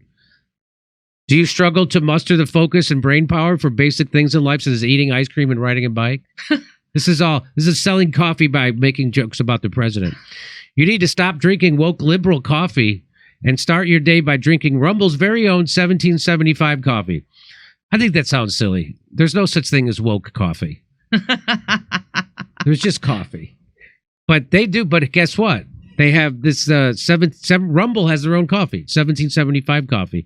Never mind that it will be the best tasting coffee you have ever had in your life. As in seriously good. Steph drinks it. She likes it. I do. Now, I only drink decaf, so they don't have decaf right now, so I can't tell you, but Steph likes it a lot. Mm-hmm. It's also ethically sourced. That's important. That sounds woke to me, if you ask me the truth. It's also ethically sourced from a family farm in the high-altitude mountains of Bolivia. So instead of waking up tomorrow morning and drinking your mold-infested, big corporation-owned woke ideology coffee, come on with the woke. That is probably making you sick from the pesticides it's sprayed with. That might be true. Try Rumble's 1775 coffee. Support freedom of speech and build a parallel economy that actually values you. Now, I'm all for that. I'm all for that. Go to 1775coffee.com right now and pick up your first bag. Use the code DORE, that's D-O-R-E, and you'll save you 10% off your first order. Steph's favorite roast is dark. That's true. You won't regret it for a moment. Level up your morning routine with a bag of 1775 coffee and sleep well at night knowing that your hard-earned dollars are going towards supporting freedom-loving creators like me on Rumble.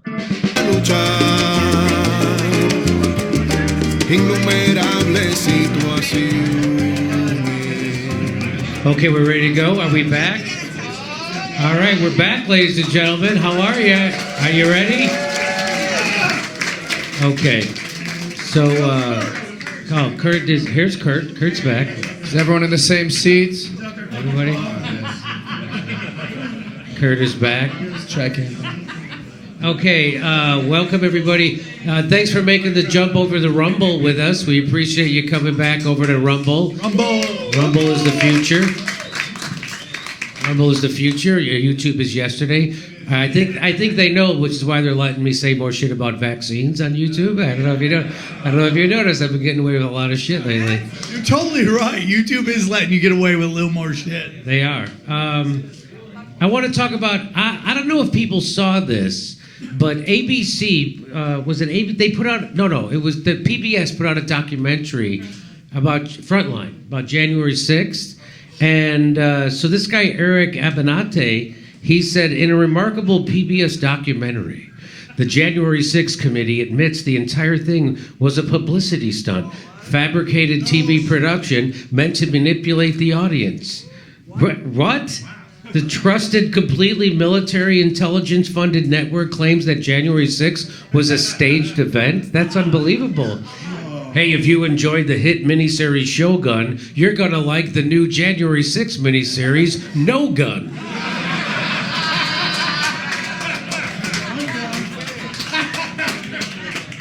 The saga of a group of people who found out you can completely take over a high-security national institution without bringing firearms. Isn't that amazing? So here is some of it. I just want to play some of it for you. And I don't know if you saw this or not, but when I saw it, it pissed me off. I guess this aired a few months ago at least, right? So did you see it, Sam? I haven't watched it, but I saw this clip, yeah. Okay, watch this.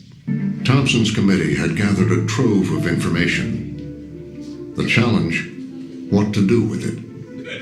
The one thing that we knew was the information that we have is compelling. Okay, what to do with it? Okay, guys, there's some compelling information here. So we got to suppress that. Yeah. And then we got to need some really compelling bullshit. How about that? Okay, here we go. And how did they do it? They got the best in the business. The thing we needed to do was tell that to the American people in a compelling way. So that's why we brought in the former president of ABC News. Yeah, I got a call pretty much out. Hey, you remember the Turtle Man character Dana Carvey did? Well, what has that guy been up to? Well, turns out he's literally been the president of ABC News for years. Perfect. Okay, here we go. Of the blue from the January 6th committee. They wanted a storyteller. And while they were brilliant lawyers, storytelling for a mass audience is not what they do. To bring in a guy like this who would think outside the box really did prove to be fruitful. And it was Golitsyn who really began to envision this as, in a way, a kind of mini-series, that there would be sort of 9 episodes, and that these episodes would tackle particular themes. Attack on the Capitol.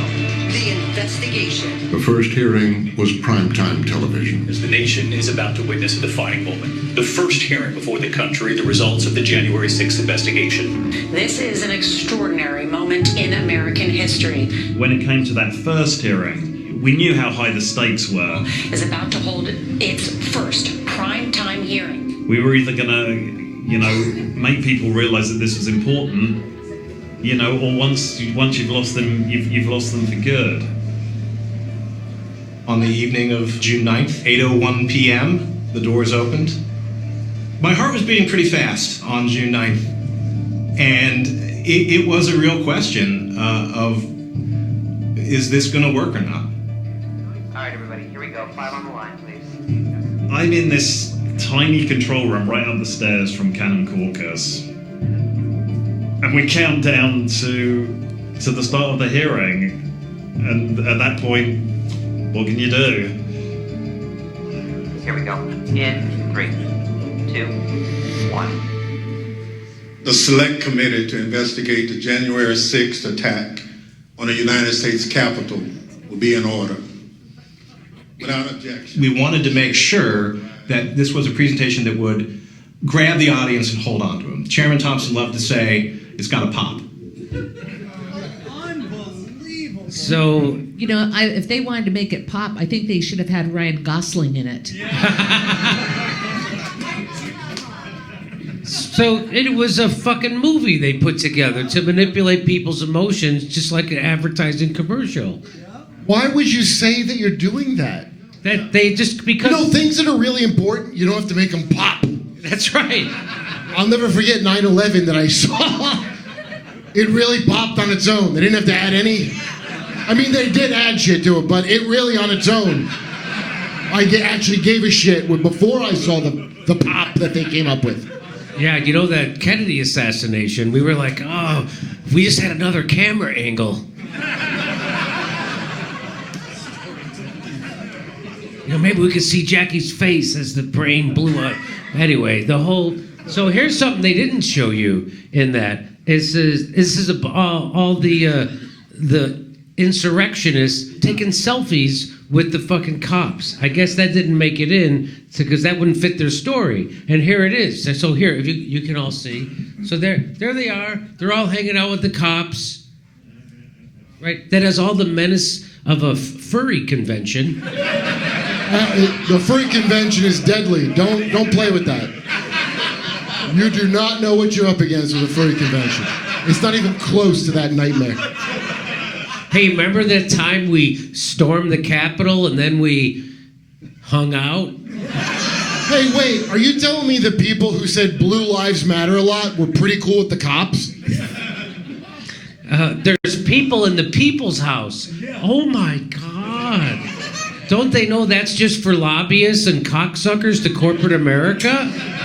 And also literal cocksucking at certain times?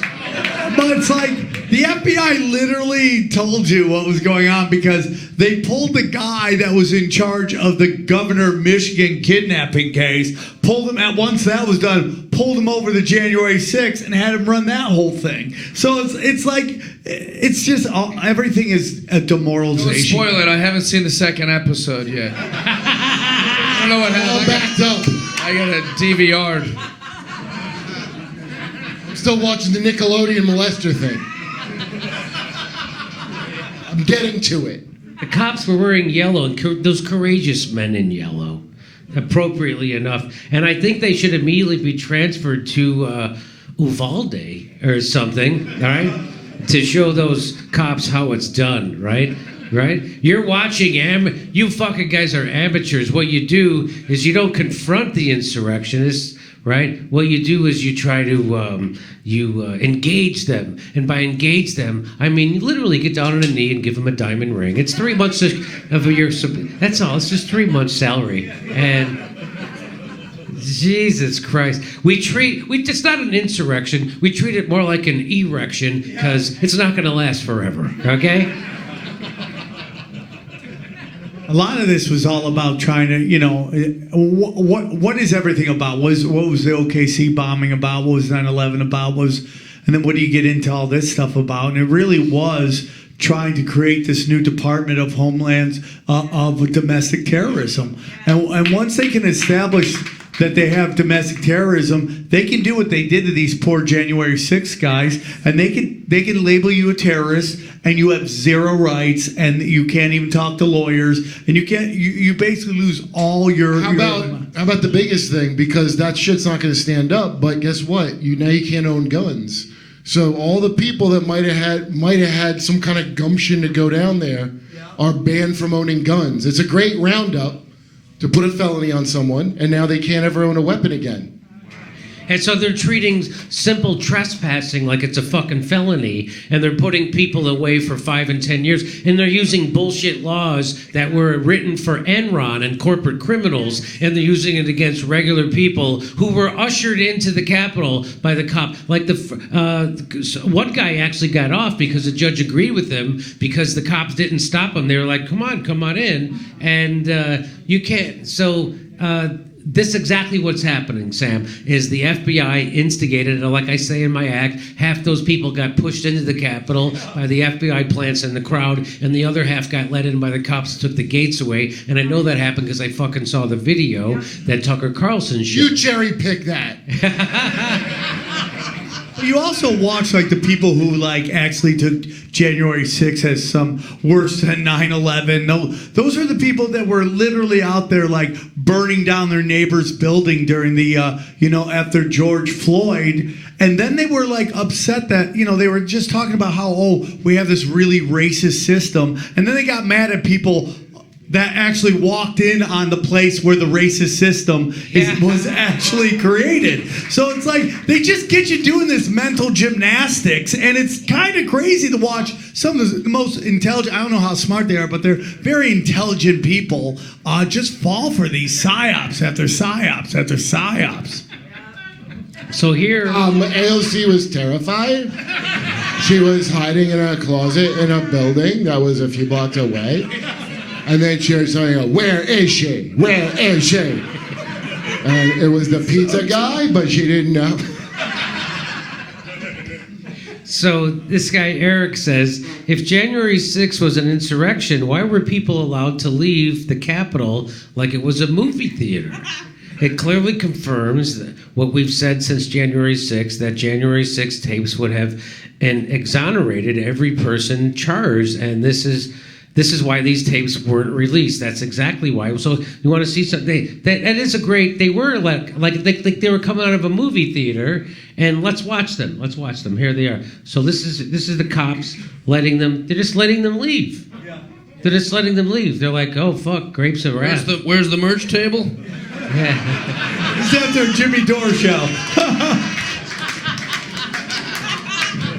That woman sold me a pie once. Okay.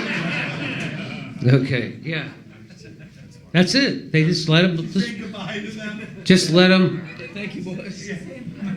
That's it. They just let them leave. No problem. See ya. No problem. Not. Thanks for coming. Here. You want a coupon for a 50% off next time? Here's 2 tickets to see the no-name comedian next weekend. Oh my God, the violence. I saw more violence at a UCLA peace protest. Look, there's the shaman. Oh, there's my guy. I have that same hat. I do. Boy, the security was tighter than Madonna's face. Wow. This is the same door Jamal Bowman ripped that fire alarm. So, just like there was that article, it was in the Time magazine that we talked about how they said, yeah, there was a conspiracy to stop to overthrow the 2020 election, and then they admitted it. Right? It was written by Crystal Ball's sister, or oh, I didn't know that part of it. I don't know. Her last name is Ball. I don't know if it's her sister. But anyway. We covered it on the show, and they talked about how everybody got together to make sure Trump didn't win. Everybody from the newspaper, FBI, Yeah, I know. I remember what you're talking Okay, now you remember? Okay, yeah. And then this is I forgot. So fucking criminals can't help but talk about the crime that they committed. And that's exactly what this PBS documentary is. It's like they want to brag about the fucking crime they did, and they bring in the Rupert Murdoch, who's 5 years younger than Rupert Murdoch, and they're like, look, we got this fucking guy, and he did it, we made it into a miniseries, and we fucking convinced everybody, and now you all think those people were the greatest criminals trying to overthrow the country. A bunch of Second Amendment gun nuts showed up to overthrow the government, and they didn't bring their fucking guns, and we're never going to mention that part of the story, right? Isn't that amazing? Well, even if they did a great job, right? And I'm convinced from this great miniseries how dangerous this was. You're still trying to sell me on Joe Biden almost wasn't the president. Yeah, I know. Like, do you hear yourself? Everybody hates him now. Do you get, this doesn't really have the sting of a 9/11 at this point. Like they showed, I saw the video where they go up to the cop, and the cop takes him to Mitch McConnell's office, and he opens Mitch McConnell's office for him, and then they get in there and they're like, what do we do, right? They're like, well, let's go to Nancy Pelosi's office and take a shit. That's not a coup, that's a poo. What are they going to do? Call up the Pentagon? Hey, this is some fucking jackass who's calling you from the Capitol. And the Pentagon's like, well, it's from the Capitol. We have to do what they say. They would have bowed to the demands of the tour. I mean, it's just a crazy, and so this is all propaganda, and it's made to exactly like you said, to enact these laws and create another police agency, which they did. They funded a $2 billion, another police agency after this, that's like what the hate crime laws are. That's all there to keep control of you and because they're losing control of the narrative, so they have to keep criminalizing regular activity that normal people do, and if they don't do that, they're going to lose control of the fucking country. And I hope they lose control of the country soon, and I'm going to do everything I can to make that fucking happen. For sure. God bless. But you can also, dude, they falsified evidence all the time. Like, the January 6th community was like a shitty open micer on TikTok, adding crowd laughter to their clips. Have you seen that? Where they basically added all of this sound of people coming through the window. They added all the sound of breaking of that, people yelling and screaming, and none of it was real. They just lied about. They're doing things that if you and I did it, we would be in jail for a long time. Why does it take us so long to talk about this stuff, though? We've been talking about. What do you mean us? I mean, in general, people, humans. You mean in polite society? Because you have your memory wiped every month. But that's my point. It's like on the clown beam in Antarctica. I think this COVID shit is bullshit. And I was like, whoa, just talking about the subject is you can't talk about it. So then you don't, because you're like, I don't want to fucking fight with this chick. Social contagion, dude. Social contagion. We still talk about it. So then what happens is 100 years has to go by before someone goes, oh, well, now we'll ask some questions about 9/11. Okay, I'll tell you. No one gives a fuck because those people. Called mind control. So I'll tell you why that is. Because in 1996, Bill Clinton ushered in the Telecommunications Act, which took us from 50 giant media companies down to 6. And so now journalists don't come from blue-collar backgrounds anymore. They all come from elite universities like Columbia, Harvard, and Northwestern, and they're class loyal. And so the billionaires handpick those motherfuckers, and so now they have complete control of the narrative. And if you go against the establishment narrative, you'll never work again. And that's even in comedy, it's exact same. Oh, it's Hollywood for sure. I mean, if you study, to get on a TV show, how many green lights do you need? And you just got to catch one person that maybe heard that you're like, I don't know about this vaccine. I don't want to work with them. You'll never work again. So now you got to bend over backwards to show that you're over forwards. Yeah, okay. Or according. If you want to be a rapper, bend forward, right? And that's all the gigs. 50 million's the entry fee. So it's just like that guy that they kicked off of Saturday Night Live before he ever got on. What was his name? Shane. Yeah, Shane Gillis. And then all of a sudden, nobody's watching Saturday Night Live anymore. They're like, well, let's bring Shane Gillis back on. I guess his racism wasn't so bad. And not only that, the following week, the star was a girl with big tits and a smile. I haven't seen that in nigh on 12 years. Yeah. Usually it's arms crossed with one eyebrow. Yeah, so Me Too is dead. So they got rid of fucking Me Too because they're trying to get you to watch my tits, and they bring on Shane Gillis again, and so they're sold because money rules, right? So they're like, we got to get more eyeballs. You know who the host is next week? No. It's Tony Hinchcliffe kicking an Asian guy in the balls.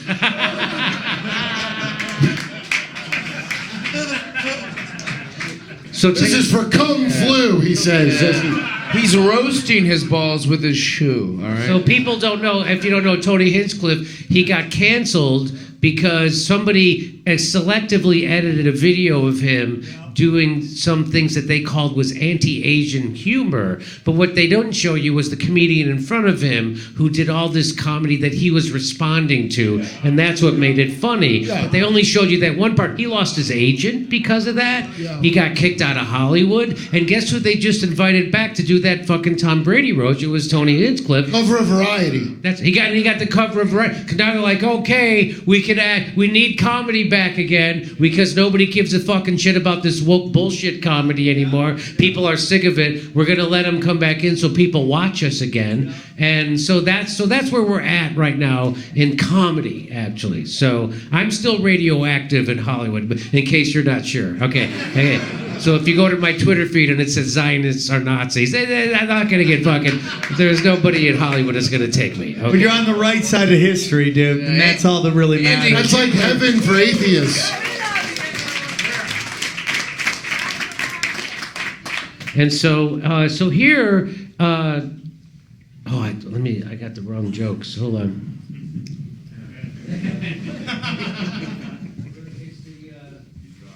How about Smith-Munt? How about the Smith-Munt Act? How about it? Talk about it.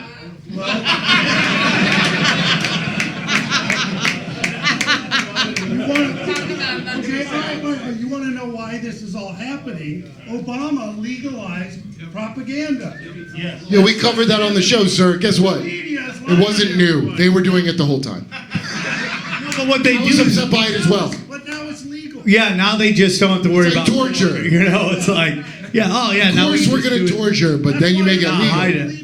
That's why everybody believes it. Yeah. Because it's legal. But it's not just a Democratic thing. The whole thing starts when Reagan basically gets rid of where he used to be, and this was the beginning of it, where you would have to have both sides of the argument on network news. And then they're like, oh, we're going to get rid of that. So that began the dividing of the country. So you can hear what you want to hear over here, and you can hear what you want to hear over here. And then Clinton came in and deregulated the media. And it's just been one right after each other. And it's not a Democrat thing or a Republican thing. It's a uniparty thing. That's what it is. So as Jimmy looks for his notes, my favorite thing is I forgot what the senator or congresswoman's name is, but she's like yelling. She's like, you know, Israel gets weapons, no questions asked, no limits, no nothing. And I'm just watching her talk, and I go, what weird sex do they film you doing? They have that blackmail on you for you to say that, like weird shit's going in weird places when you're like, no limits, no questions asked. That is blackmail to me for sure. Whenever you hear people bending over backwards saying we shouldn't question Israel at all, there is blackmail involved in that for sure. You sound crazy right now. It sounds like a conspiracy. I heard something about lizards, and that's all I remember. So here's CNN, and they figured out that all this fear-mongering that Nicole Wallace and all the people saying that Trump's it's not working. In fact, Trump is winning in Nevada, Georgia, Arizona. Watch this. Look, these Sun Belt battlegrounds, frankly, for the Joe Biden campaign, these numbers are an absolute disaster. The smallest lead is in Arizona for Donald Trump. He's up 6. Look at this, 9 in Georgia, 13 in Nevada. My goodness gracious. My goodness gracious. You got the vapors from it. Sassy like Tupac in high school, you know? My goodness gracious. Okay, here we go. Gracious, my God. That is a huge lead. No Democrat has lost that state since John Kerry lost it back in 2004. How about these Great Lake battleground states? This is something that the Joe Biden campaign can work with. Look, Pennsylvania, Donald Trump up 3, but that's well within the margin of error. Wisconsin, Donald Trump up 1, well within the margin of error. And actually, a Joe Biden lead well within the margin of error, up a point here. This state can work with the Joe Biden campaign. This, the Donald campaign. I like how they look. Look, he's still losing here, but God, that's good, isn't it? Does Michigan have Stockholm Syndrome? Like, what is going on in that state that you're like, Democrat all the way? It doesn't matter how many bears move into empty houses next to me in my neighborhood. I can answer that for you. The lakes provide good reception for the clown beam. But listen to what they say why Trump's winning. Donald Trump campaign absolutely loves, and it looks like a lot of the other polling on the Sun Belt battlegrounds. When you're as looking well. into the numbers, why do you think Biden is doing better in the Great Lakes and Trump is doing so much better in the Sun Belt? Yeah, the Trump coalition is changing. That's basically what's cooking here. This is at least one of the big reasons why. So this is among likely voters in all these battleground states we just spoke about. Back in 2020, 84% of the Trump campaigns, of the Trump coalition was white. Look where it is now. It's 78%. The non-white portion of the Trump coalition, it was 13% in 2020. Look at this now. It's 19%. So the Trump coalition is becoming more diverse. And of course, those Sun Belt battleground states are more diverse than the Great Lake battleground states. You're looking at... So Donald Trump is doing better where there's more people of color, and Joe Biden is doing better where there's all white people. It's the exact opposite of what the fucking narrative is in the. Well, a lot of those people ain't black now. And where are the 3% of Trump's coalition? They just don't exist. There's 3%. It's not even a coalition. Yeah. You showed me the footage of people protesting for and against Gaza, saying "fuck Joe Biden" together. Yeah. It don't get any more separate than that, but they agreed, "Fuck Joe Biden." So then they bring on so this is CNN having a sad. That's what that is, right? See, because he refers to this as we can do better. Listen. The Nevadas and the Arizonas here. Of course, if you look at Nevada, Arizona, heavy Hispanic population, Georgia, heavily African-American population, Michigan does have some black voters in it, but Pennsylvania and Wisconsin are heavily white. Very interesting. Okay, add it all up. What does this say about where the race stands right now? We're talking Electoral College and the race to 270. Yeah, the race to 270. It's advantage Donald Trump, but he's not over the 270 mark just yet, all right? So if we flip Nevada, Arizona, and Georgia here in your lighter shades of pink, you add them to the states, and of course the 2nd Congressional District up in Maine, which Donald Trump won last time around, that gets him the 268 electoral votes. If we keep Wisconsin, Michigan, and Pennsylvania in the too close to call category. If we keep. He keeps referring we. It's weird for a news station to be saying we like he's... Along with Nebraska's 2nd Congressional District, Joe Biden at 225. So it's advantage Donald Trump, but Joe Biden does at this point have a path to 270. Yeah, and right now he's pointing out neither. Joe Biden has a better path to getting lost in IKEA. I've been lost in there the last time I went, as a matter of fact. They build it funny. Are we allowed to do election denial on fucking on Rumble? Are we allowed to talk about that? Yes. Because they have to say that. Because they're going to take a shot at it again. And if they don't make you think there's some kind of way, some fucking Haley's comment through a fucking field goal post kind of way to make it happen, they have to convince you there's this slight way that somehow Joe Biden gets like 60 votes. 60 more electoral votes. Okay, Biden can only get better on camera, so... Really? You believe that? Have you seen non-blinky Biden? Have you seen that? No, it's being sarcastic because obviously... They did a 30-second commercial where he announced the debates, and they had 5 different jump cuts because he couldn't read 2 sentences in a row. And that's on what, 90 milligrams of Adderall? That's right. One dose. So then they bring out... So then they bring out this guy. You know who this guy is, right? This is James Carville, former Clinton advisor. Oh, I thought it was Jack Skellington from The Nightmare Before Christmas.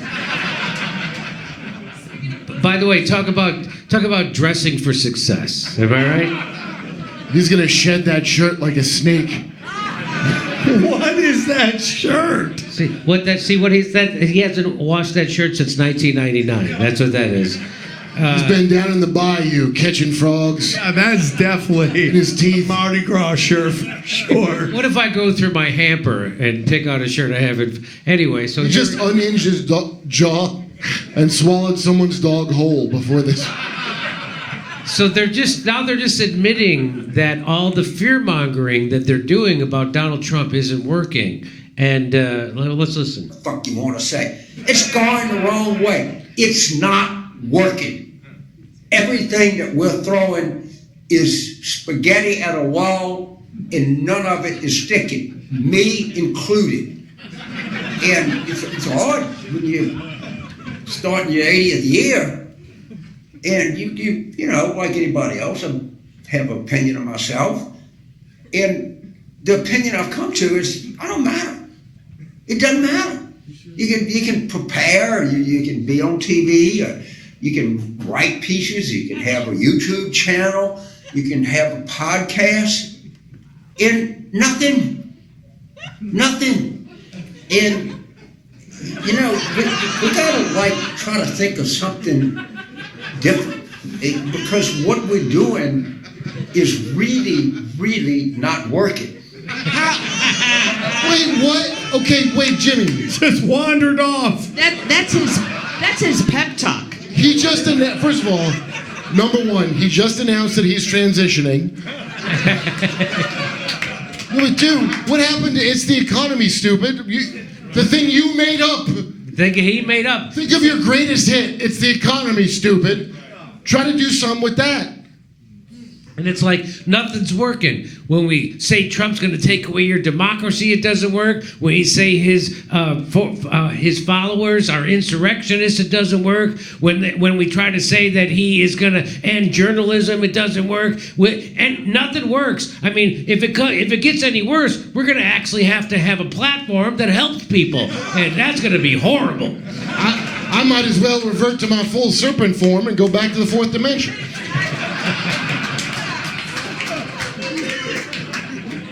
They'll do any fucking thing in the world except do something that makes people vote for them. And that's what politicians are supposed to go do, is go out there and earn your vote, right? They're supposed to offer you something and make you want to vote for them. It never crosses their fucking mind to make you offer them something that makes you vote for them. It never, it's like, we did everything that we told them that they're going to shoot you up your ass with a fucking bunch of Cajun pepper. It didn't work. Nobody's afraid of Cajun pepper up their ass anymore. That's a big old gator. Y'all have a gator. That gator. Monster. How about just like offer something that is pro-American, right? For Americans. Stop wanting to give away this to this country or that to that country. Stop passing laws that hinder us from doing this and hindering us from doing that. It's just like, give us something. Just something. Give us something. How about you give us health care that doesn't bankrupt us? How about that? Hey, you know, strawberries cost $18 now. How about you give us eggs that don't bankrupt you when you want to buy a fucking carton of eggs? How about you give us infrastructure that actually works? How about you give us a high-speed rail system that takes us from San Francisco to fucking San Diego or to Las Vegas? How about you give us how about you clean up the homelessness and you provide mental health care for all the mental cases that are around? How about you provide drug care for the fucking addicts that are on the street so I can walk into a 7-Eleven without being accosted? How about you do fucking something for... That nothing working. Nothing fucking working. Not working. We keep not doing fucking anything for them, and it doesn't work. It doesn't work. Isn't he the guy that came up with saying, do something that works? I thought that's what he's famous for. I thought he was Explain famous. to Clinton. Yeah, I think he also came up with this throwing spaghetti against a wall. Is that a real expression? Yes. That is an expression. By the way. But he shouldn't be throwing it against a dry erase board. And what is he adding up right there? Just not going well. Yeah, what the fuck is that? I was trying to do Kabbalah to try to predict the future. Write down the years you think people still listen to you. There was 1996, there was 1999. And so here's what he said before the video before this. Here's what he did. He was trying to scare people that Trump and the Republicans were going to take away all their freedoms. He did that. This is what he did before. If they get a hold, there will be no government left. There will be no rights left. You'll live under theocracy. You'll end up Christian nationalism. But that's all right, you little fucking 26-year-old. You don't feel like the election's important to me. They're not addressing the issues that I care about. That's fucking politics 101. You're supposed to address people care about, and that's what makes you vote for them. Jimmy, not fucking 101. But according to him, if we don't address the issues you care about, well, fuck you, you fucking 26-year-old. You should vote for us. Do you understand why these people are losing? This is called let them eat cake. They used to fucking decapitate people like this with That's You just want free cake, Jimmy? Oh, I guess you want the government in charge of cake. Not since Scott Adams urged white people to move away from black people, as if they hadn't already tried to do that. Well, have I seen such a out-of-touch glasses nerd? Well, what's also very interesting is like the oligarchy does this. Like if you saw when Trump was in office, they didn't know what to do with him. They started calling in all the old lizards, right? Like, like Dick Cheney and Cthulhu. Because who were able to get things done back in the day when there was no internet and no permanent record. So they pulled this guy out. They're like, oh, dude, he used to run great campaigns back in the day. Well, he didn't have to battle YouTube or Jimmy Dore and all these great content creators who call them out their bullshit in real time. So he walked in, tried to say some shit, took heavy fire. He's like, I'm out, dude. Jimmy, did you see him go, hey, 26-year-old? Because he hasn't written new material. He's like Dennis Prager and not writing new material for a while. So he goes, hey, 26-year-old. He wanted to say they're going to take away Roe v. Wade, but, that already happened. So he had to go Christian nationalism, which just means your jobs are safe. Right. And then it's also this thing where it's like, it used to be every 4 years they would court us. They would take us out on a date, wine us and dine us. And then we knew afterwards they were going to fuck us. Then we'd wake up and they were wearing a bathrobe. They don't even do that anymore. They don't even court us anymore. They just yell and scream at us and try to guilt us into voting for it. And people are like, go fuck yourself. I don't want to do it anymore. They don't even give us knockout drugs before they forcibly take us. Roofie me a little bit with some good news. You're supposed to be grateful to them. Oh, what are you, free roofies? We want the government.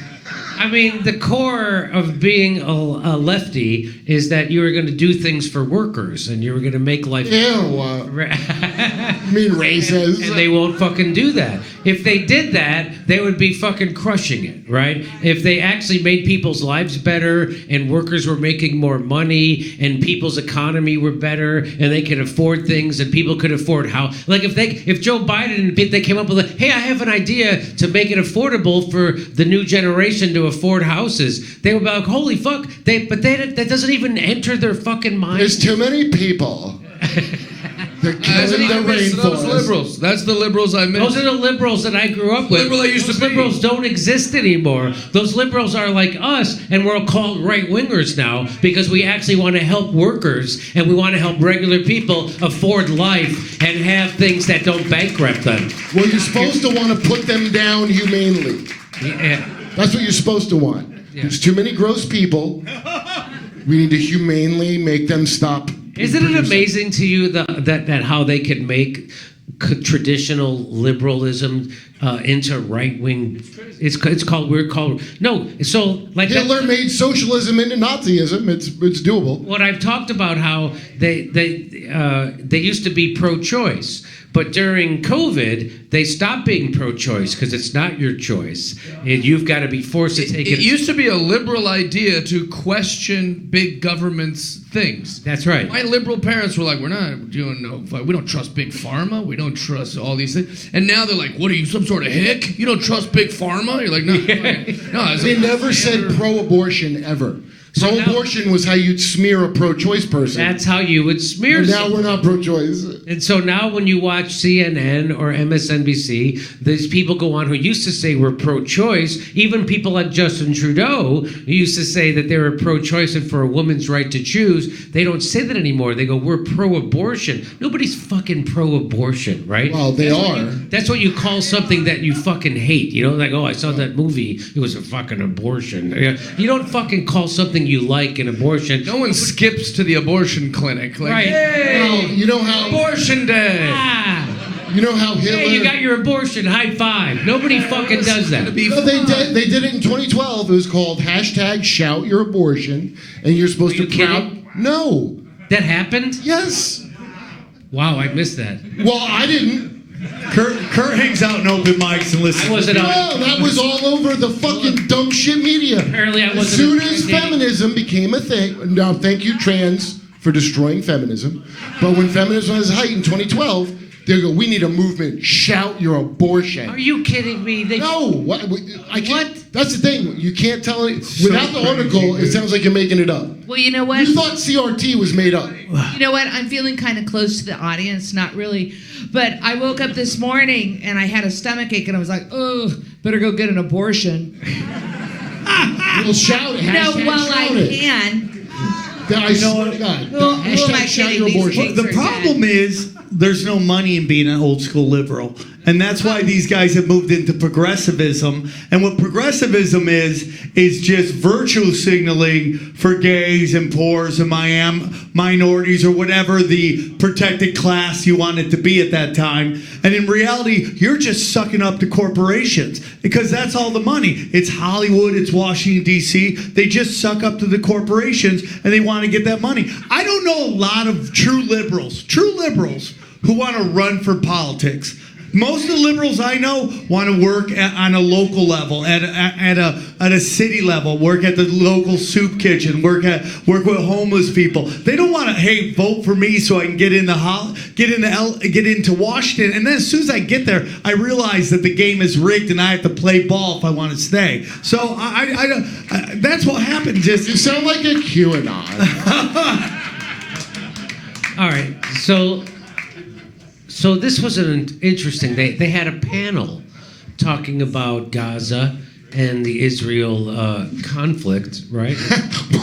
With Mark Miley, who, by the way, early adopter of white fragility when the book came out. Are you shitting me? Oh, he said, I want to get to the bottom of white rage. Oh, that's that guy. He said that? That's the one. I saw that video. Anyway. Yeah. I wonder what it could be. So here is retired General Mark Miley. He says that the U.S. has committed so many war crimes over the years and has no right to criticize Israel's work. So you think I'm kidding? Let's watch. Before we all get self-righteous about what Israel's doing, and I feel horrible for the innocent people in Gaza that are dying, but we shouldn't forget that we, the United States, killed a lot of innocent people in Mosul and Raqqa. That we, the United States, killed 12,000. So when he says, I feel horrible about what's happening to civilians in Gaza, he means, I'm going to get over it, obviously. I've gotten over way worse shit than this, okay? Okay, let's forget how many civilians we killed in other wars, like 90%, and we didn't even win those fucking wars, okay? Okay, so here, all right, let's back up. Okay, let's back up. Before we all get self-righteous about what Israel's doing, and I feel horrible for the innocent people in Gaza that are dying. Sure he does. We shouldn't forget that we, the United States, killed a lot of innocent people in Mosul and Raqqa. That we, the United States, killed 12,000 innocent French civilians. And here we are on the 80th anniversary of Normandy, on the prep fires for Normandy. We destroyed 69 Japanese cities, not including Hiroshima and Nagasaki. It's like he's like, the good old days, huh? Where's that? All right, here we go. He keeps going. Slaughtered people in massive numbers. Innocent people who had nothing to do with their government. Men, women, and children. War is a terrible thing. Is it me, or do you think he's getting an erection as he does that? It's the worst. It's like he's, so in a nutshell, if you're going to slaughter, okay, let's go. There's more, he's got more to say. Let's do it. But if it's going to have meaning, if it's going to have any sense of morality, it has to be a political purpose, and it must be achieved rapidly with the least cost, and that you do by speed. And what are the... So what... That's a Hitler quote. That's pretty... So if you're going to slaughter innocent people, you got to do it rapidly as possible because it starts to leave a bad taste in people's mouths. Like a blitz, if you will? When he was reciting all those stats, didn't it sound like he was given an induction to the speech of Hall of Fame of fucking war criminals? Did it? It's like there were some generals up in heaven going, please, you're embarrassing me. Thank you. Please. He may be retired, but he's still got it. Am I right? Come on. You could take the military, you could take the general out of the military-industrial complex, but you can't take the war machine out of the fucking general. Joe Biden wants to take Palestinians and bring them here, and they should all go live in the bags under his eyes. Look at those things. So here we go. There's more. Things I find personally very frustrating. The peace. So this guy here is the CEO of PALANTIR. Now, if you don't know what PALANTIR is, it's a CIA cutout intelligence organization. From Peter Thiel, which don't say his name in vain, by the way. That guy is scary as shit. I think he funds Rumble, which is the irony of this, what's happening right here. So he's funding this, and here we are. Anyway, but I'm not going to stop, but here we go. If I have to go to fucking Twitter, I'll go to fucking Twitter. Almost like free press. Here we go. So I'll be backing up. Here we go. Things I find personally very frustrating. The peace activists are actually the pro-war activists, and we're the peace activists. So you don't want... Did you hear what he said? The peace activists are actually the war activists. And War is peace. 1984. This is 1984. Do you know why that guy wrote that? Because he hung out with the people that planned this. That's where he got the idea from. I would love to see this guy's logic on mushrooms. That's what I'm. So let me back it up so we get the whole. Are actually the pro-war activists, and we're the peace activists. So you don't want war. You better be strong. You have to scare your adversary, and you have to be willing to act. Why do you say the peace activists are war activists? Because if you're the useful idiot of Iran and China begging, literally there are people on college campuses saying, be doing a pro-North Korea mantra. If you think that creates peace, you are literally, why would Hamas ever give up? They have you marching for them. They're never going to give up. You are an infection inside of our society, and they are the reason they're not going to give up. If you want to stop these people, you have to be willing to be fierce. They're up. So if you're against genocide and the bombing of innocent people, you're like North Korea. Wait, what? How is it? That's what he's saying. Did I support Hamas more than the president of Israel with money for 100%. They paid Hamas millions of dollars, but your point tweets. So Kurt's point is that I don't support Hamas. You know how I know I don't support Hamas? Because I never gave them money. You know who did give them money? Israel. And Benjamin Netanyahu gave them suitcases full of money, which is a front page story of the New York fucking Times. And why do you think they did that? They gave fucking money to a terrorist organization so they could discredit the secular, non-religious, non-terrorist organization, the PLO, so that they can say, look, we don't have anybody to negotiate with, so they can always use their attack of October 7th so they can go in and take the fucking land like they're doing right now. That's exactly what's happening, and if you don't see it, you're propagandized. That's what's happening. We have to scare China and then be like, oh, I hope you're scared, China. Now make these viruses for us. And then, it's like, this really isn't about hostages, because if it was really about hostages, why would you be selling off the land already? That's why would right. you be building Why would you a shoot canal? your own hostages? They shot their own hostages. What you guys should all look up is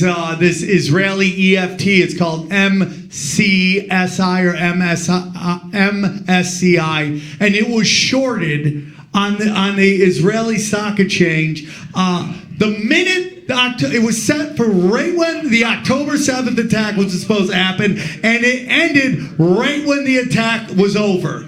And these guys made millions on it. Guess when else they did that? They did that on 9/11. They shorted, I believe it was American, they shorted the stock. You sound like blood libel. So by the way, this guy is called Alex Karp. His name is Alex Karp. He's the CEO of Palantir, and he's a philosophy student, and he brags about being a meditator, and because, bunker busters come from your 7th sock crop. Anyway. You know what Palantir is, right? The crystal ball that the bad guy used in Lord of the Rings, Saruman, that corrupts you utterly. You can spy on anyone, but it turns your heart black, and you serve Sauron. They purposely named it that. I did not know that. No. Yeah, this nerd knows it. He knows not. You don't mean Jeff. Not Jeff. No, Jeff's not a nerd. Good Jeff. I don't know anything, really. No. Alex Karp, he's a billionaire, war profiteer, and he has a heart of gold. Yeah. Like Charles Manson. Yeah. Do you think he's related to Jensen Karp, who found a shrimp tail in his Cinnamon Toast Crunch? By the way, I looked up Alex Karp, and if you go online and look up Alex Karp, Every single video on YouTube about Alex Karp, the comments are disabled. Sounds a little bit fishy. Am I right? That's stochastic I feel the terrorism. That's stochastic terrorism. They're supporting a terrorist organization whose very written charter calls for the death of all Jews, not just in Israel, worldwide. I mean, come on now. If you're going to support that, you're on the wrong side here. So that's not true, by the way. The Hamas charter does not call for the death of all Jews. It's actually, they recognize the existence of Israel state amongst 1967 borders. It does, however, designate Palestinian hummus as superior, which is the real reason for the ongoing genocide. And by the way, the Hamas isn't calling for the annihilation of Israelis, but Israeli officials are 100% calling for the annihilation of all Palestinians. That's right. All Palestinians. It's not even close. It's so insane to me how it's one way, not the other way. So if you've heard that before, that the Hamas charter calls for the wiping out of Jews, well, here's a woman who actually looked it up, and she'll tell you about it. Okay. Where are y'all getting this information? Where are you getting the information that the Hamas charter clearly states that they would like to exterminate, to kill all of the Jews? Have you actually read the Hamas charter from 2017? Because I have, and I have some news for you. Item 16 of the Hamas charter, revised in 2017, clearly states that Hamas affirms that its conflict is with the Zionist project of Israel, the creation of the state of Israel, the Nakba, post-1947-1948, not with the Jews. Hamas affirms that its conflict is not with the Jews because of their religion. This is not about religious persecution, it's about the resistance of settler occupation and colonialism. Charter point 16 goes on to say that Hamas does not wage a struggle against the Jews because they are Jewish, but wages a struggle against the Zionists because of their occupation of Palestine. Now, to be clear, I am not excusing what happened on October 7th, but I am saying we can't make the claim that Hamas charter says they want to kill all the Jews when the Hamas charter makes it very, very clear that their conflict is not with Jewish people as a faith, not with Jews as a group. This is the peddling of fear. This is warmongering, and I am not going to sit quietly by and claim that what you're saying has any legitimacy when I've actually read the Hamas charter from 2017 and found that they directly contradict your claims. The charter goes on to say in point 17, Hamas rejects persecution of any human being on religious grounds, and that the Jewish problem, that is... Wow. So anyway, it just sounds... That's why TikTok is banned, ladies and gentlemen. That's why TikTok is banned. 100%. And if you still think that the Hamas chart... Anyway, I was going to make... I didn't think I'd get that much information from the sexuality scholar. I'd be pissed off if that came up. I'm like, what the fuck's she talking about? Eh? What if that was General Miley's... There's the boobs.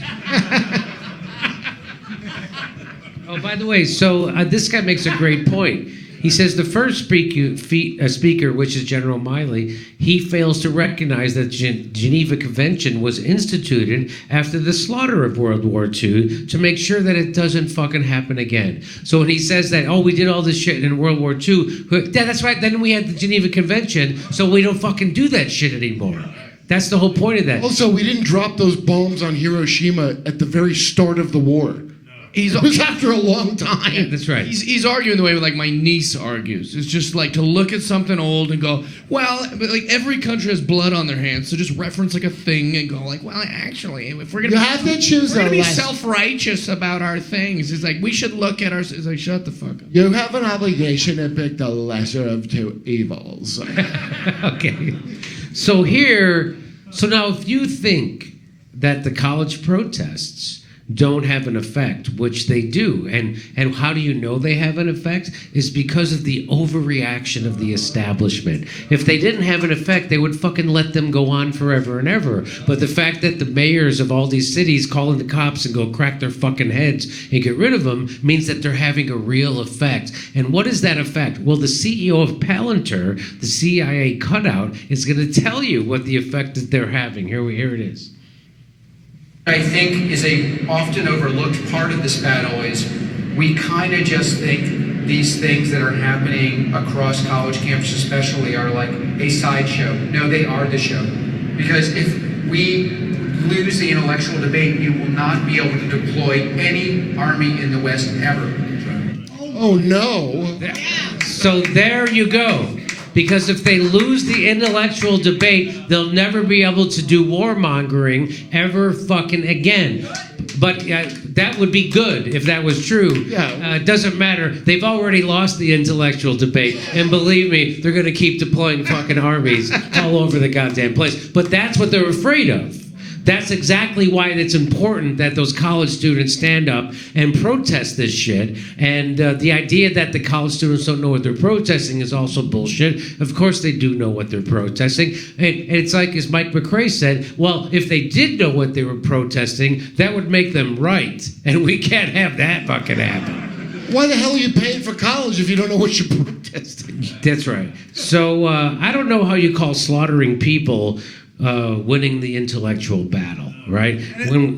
Go ahead. No, and it really does get down to the fact that all these colleges, the profits that they make off this tuition and almost everything goes into a trust, and the trustees invest in hedge funds, and those hedge funds invest in the military-industrial complex. Weapons. And most of those are Israeli. So these when you start seeing especially the small I colleges, learned that from the college kids. I didn't know that until they were protesting. That's right. Right? I mean, so when you see these small colleges start, that's the contagion they don't want, because that's a lot of money. If you get a big school going, we're not going to invest in anything Israel, that hurts the military-industrial complex. That's why cops are coming down cracking skulls. They didn't care when BLM was burning down our cities. They didn't care about that. But the minute you fuck with the military-industrial complex's cash, now we got to send in the...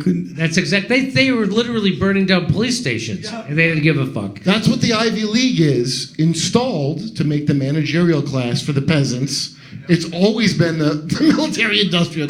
There was never a point when that was just an institution of learning for the greater good. And they installed it for that reason. The Ivy Leagues, each school was started by an opium family that made money off the opium trade, and they did that to give their kids a head up. That was everybody cool. else. What? That's pretty cool of them. Actually. Yeah. I'm not, That's why I got my Nobody's all GED bad. and didn't do college. That's why. That's a good. GED. GED. So this guy says, even Christians are waking up. My parents lead a Bible study at an assisted living facility, and 4 ladies older than 80 started bringing up what's happening in Gaza and saying they're against it. It took 7 months, but it's happening. Okay, that's not Christians waking up. That's people being Christians. Yeah. If you fought a war and killed other Christians, you're not a fucking Christian. Right, but even those people who are for all that shit are now against that shit. That's the point. And look at this. It says 7 in 10 U.S. citizens are U.S. likely voters support a permanent ceasefire and de-escalation of violence in Gaza. Look at that. It says strongly support, somewhat support, don't know, somewhat opposed. Hey, what about the people who go, how about if I strongly don't know? How about that? Are there... Rosie O'Donnell? I thought that was funnier. Anyway. That's a lot of choices. But if you also, it's like Israel is just so confined to itself. They say the craziest things because it's so homogenized that nobody checks them. So now you're hearing Benjamin Netanyahu going, we don't need anyone's help. We're going to do what we want. It's like, you're going to lose everybody. They're like an embarrassing immigrant parent that doesn't know not to use the gay slur. Yeah. You're totally right, bro. And they didn't have woke for 10 years. They weren't spending the money on Hasabra or whatever the fuck because they thought they had it in hand. So now all these kids that went to NYU and Columbia found out how the sausage is made, and they're upset about it. That's exactly right. That's exactly right. So and it's also spreading to Europe, right? So Palestine solidarity protest camps have hit Europe, with students setting up encampments on university campuses across the continent. What began as a militant student movement reminiscent of the Vietnam War era protests in the U.S. has now led to a chain reaction, spreading like wildfire. Students worldwide are occupying their campuses, demanding that universities divest from Israel and put an end to their complete complicity in the ongoing Gaza genocide. Oh wait, Jimmy, there's a map. There's a map. So this is all happening in Europe, and there's even one in Ireland. I didn't know they had colleges in Ireland, but there's one. I'm kidding. I'm Irish. I can make that joke. You can make that joke even if you weren't Irish. It's a good joke. Okay, thank you. So I consider them animals. I wouldn't vote for him. Look at the wording on that, Jimmy. Look at the wording. Radical. What was the word they used to describe anti-war people? It was radical. Radicals. And you study the CIA, you study the FBI. They really got their modus operandi going. Was all about crushing the anti-war movement. So this is their thing. They're freaking out because they can't control the narrative anymore. They can't control social media like they used to. So this is a big freak out for them right now. And so here is SNL. Do you want to say something? Yeah. So you know what I found out? Remember when we had the Air Force guy that lit himself on fire, that fucked up story? And we found out someone else, and I remember we said this on the show, I had no idea another person within the same month had done that. Did you know that was a black woman and not a man? No, I didn't know that. Yeah, I just found that out. That's how much they suppressed that. They said, oh, just this anti-Semitic guy did that. There was a black woman wrapped herself in a... That's crazy to me. So first of all, I didn't hear about it until the other guy. And if you got 3 or more... Tell us what happened. What happened? Well, there's a black woman who set herself on fire in front of the Israel embassy in Washington, D.C. Because she was anti-Semitic, they said. That did not get reported. And she did it as a protest of what's happening in Gaza. And then there was that... now I feel embarrassed that I can't remember... Aaron Bushnell. Then he was a Navy soldier. No, he's Air Force. He found out he was going to have to go bomb Gaza. So he found out he was going to have to go help them do this, and he was like, "I'm not going to do this," and he set himself on fire in front of the Israel embassy in D.C. We found out about that, but we didn't hear about the black woman who did it. That's how much they'll turn on all their love of diversity and right. Diversity is a strength everywhere but Israel. That's right. So here's Tiffany Haddish, by the way. So I don't know if you know who she is, right? She used to be on Tiffany Haddish? Haddish. Is that how you say it? I'm going to say Haddish from now on, though. I'll tell you that. I don't watch Saturday Night Live, so I don't know. But she was on Saturday Night Live, right? No, she was. No, she was not on Saturday Night Live. No, she was. She's in movies and stuff like. But she hosted one time. One time, David Tell called me up at 3 a.m. and he goes, "Did you hear they're tearing down the statue of Jefferson and replacing it with a statue of Tiffany Haddish?" That's a true story, right? Yeah, when the BLM thing was on. Yes. Okay, so here is Tiffany Haddish. And she was recently on. Don't expect any punchlines from this. Do not expect. Tiffany Haddish. So here she is doing comedy, and somebody starts yelling about the college protesters, and here's how she handles it. Colleges, right? I don't give a fuck about that shit. I've never went to college. Why would I care? Why would I care about college? Boo to college, or boo that I never went, or boo that I don't give a fuck about the college. Boo that I don't give a fuck about the college. Why should I give a fuck about the college? There's not genocide at the college. I give a fuck about what's going on the other side of the world, but why would I give a fuck about the college? Because of Africa? Because Africa is working at the college? Shut the fuck up. This is the shit I'm talking about. Stupid motherfuckers at the college. I ain't never worked a goddamn day in your life. Do you remember 9/11, bitch? Go on. No, forget about it. We were under attack. 11 terrorists blew our shit up. 3,000 people dead. What the fuck did we do, America? Do y'all remember what we did? If you're from the 1900s, you remember. We went the fuck over there. We fucked they ass up, didn't we? I went over there. I flew on a plane. I went over there and did comedy for the troops. I did do that. I did comedy for our American troops. Oh my, Jimmy, Kathy Hochul was right. So she did do comedy for the troops, so maybe that was one of the war crimes General Miley was talking about earlier. I mean, Milley? It's General Milley? Okay, sorry. Maybe in her defense, she didn't go to college. I don't know. You got to see her live with Joe Coy at the Laugh Factory. That's what it really... You know, sometimes the crowd isn't mic'd, so maybe she was doing a lot better than you thought she was doing. I wonder if the MC came up after her and was like, hey, everybody fill out the comment cards. We're going to give you a... You know, for a chick that probably gets a lot of high-paying college gigs, it's weird she doesn't give a fuck about the college. You know she kills at NACA conferences. So if you don't know who she is, she's a comedian who thinks Iraq did 9/11. That's how fucking... In the she doesn't know. 1900s. What's that? And she thinks they did it in the 1900s. And they did it in the 1900s. No. Also, the only reason she performed for the troops is because she wasn't successful yet, and you'd get these offers to do like a USO tour with 7 other comics who aren't successful, and then she'll just hold on to that forever. Like, I performed for the fucking troops. I would do that. I do hold on to that forever. I have performed for troops, and I have a little coin. It's just working, guys. I performed for the troops in Afghanistan, but when I was flown over there, I was told you can't make fun of the president, which at the time was George Bush, right? So this is like 2004 or 5 or something like that. And of course, the first thing I did was I did a bunch of George Bush jokes, right? And the first thing I did, and they all applauded. And of course they applauded because they're just like everybody else. They hate their fucking boss, okay? And they hated they were there. They hated they had to fight this bullshit war. They hated the conditions they were under. They knew it was all fun. The people who know it's bullshit is the people who are fighting it, okay? And they knew it was bullshit. So, of course, I went over there, and I gave them a little relief. And I still got paid for that gig. Anyway, I did get paid even though I did that. All right. So, anyway, Tiffany Haddish doing some fantastic comedy. And...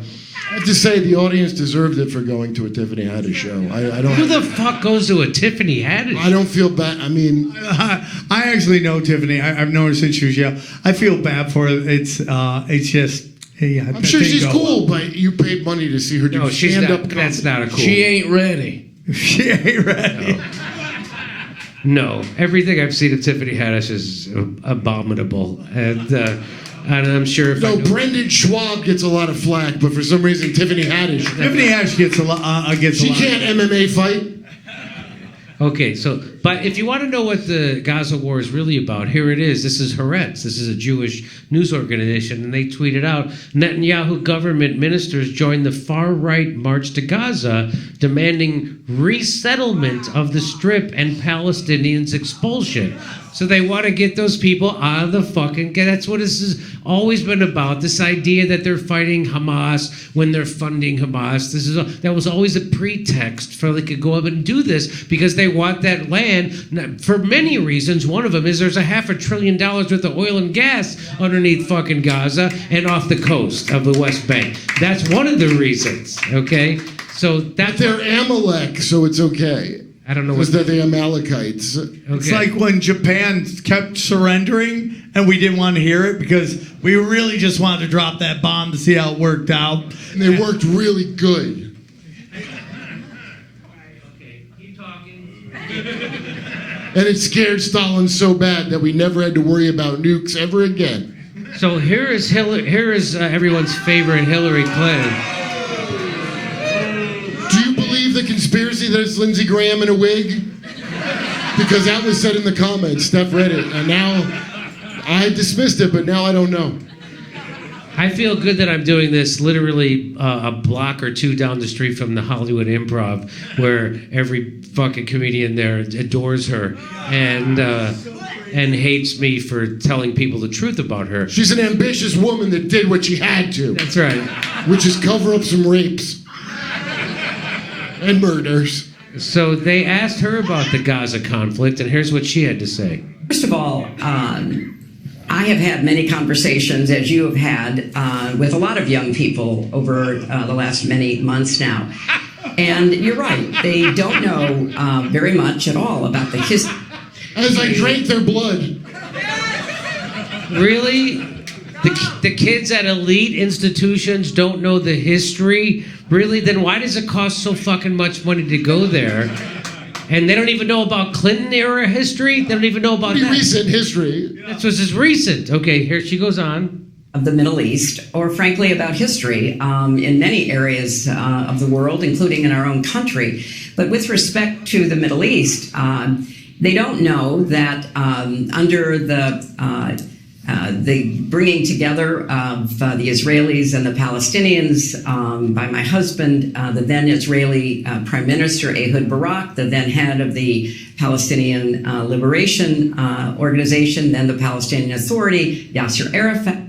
So there's Hillary, there's Bill, there's Ehud Barak, you know, pretty much the whole gang from Epstein Island.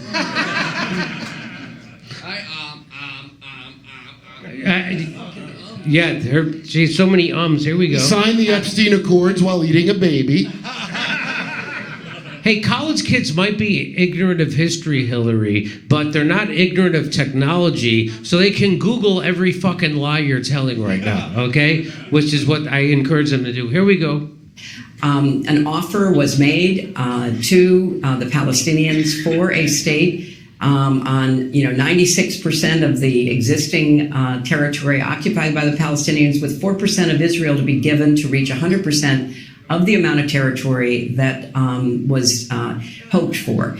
And this offer was made, and if Yasser Arafat had accepted it, there would have been a Palestinian state now for about 24 years. It's one of the great tragedies of history that he was unable to say yes. My husband has a book coming out later this year, Joe, in which he talks about how Arafat kept saying he intended to agree. First of all, thank God you guys can monetize the fucking tragedy of what's happening right now.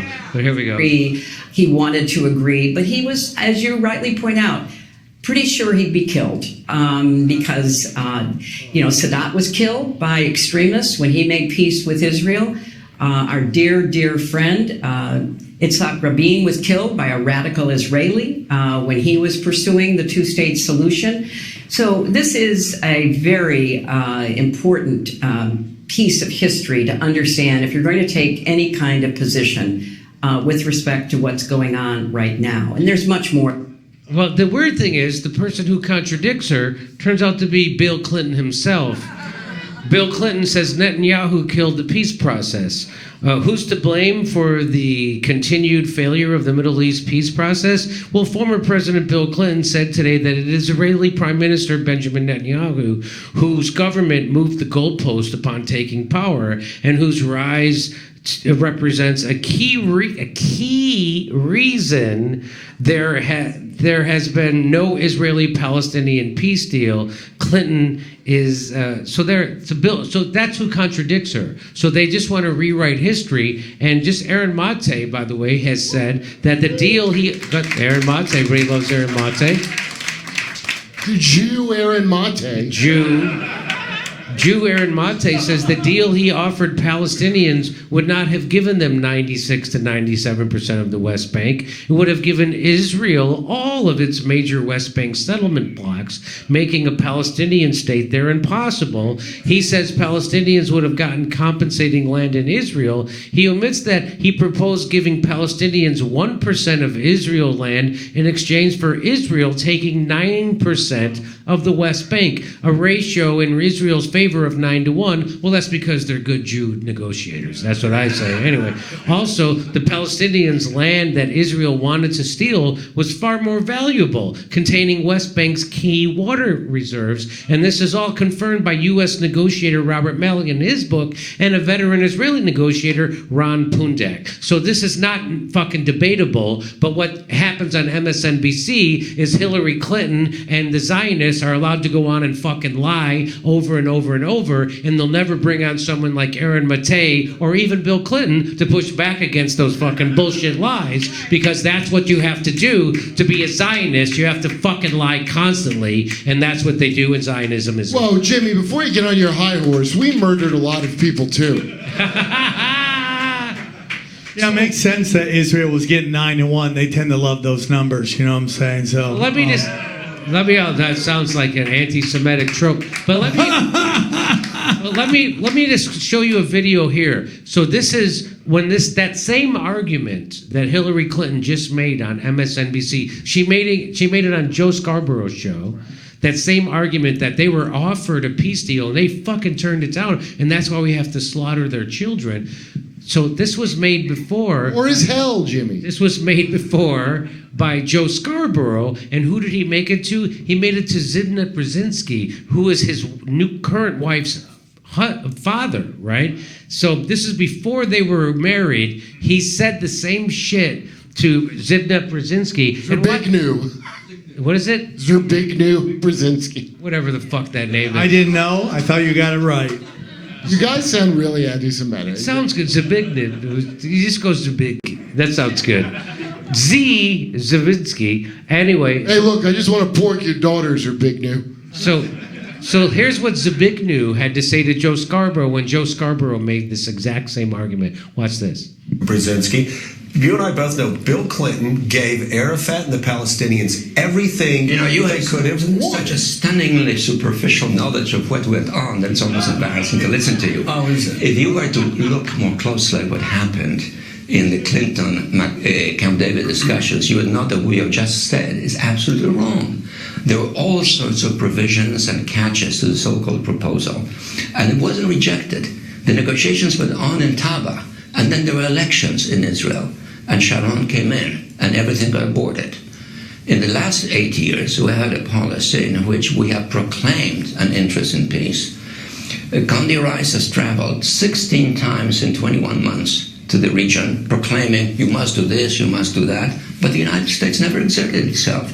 So the issue that Obama faces, and that's a question that you raised, is, are we going to be sitting there issuing condemnations, whether it's of the Hamas or Israel or anybody else, or are we going to be seriously engaged in the peace process? That is the question. We have another block, and I'm very excited. Okay, yeah. Wow, he had to later suck Zbignew's dick at an Eyes Wide Shut party. So I don't know if you heard what he said at the top. He said, your understanding of this process is so superficial, I'm almost embarrassed for you. He said, Joe, you ignorant slut. That's what he said.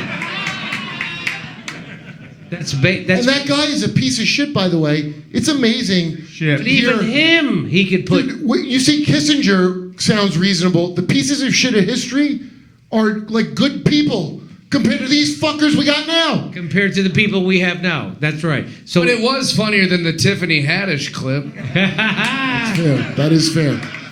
It's fairer than that deal. So Joe Scarborough then tries to say, well, you're contradicting everybody in the establishment Washington, D.C. press. Watch this. And watch how he pushes back. This is what Joe Scarborough's pushback is that, well, everybody in the mainstream in D.C. agrees with me. Watch this.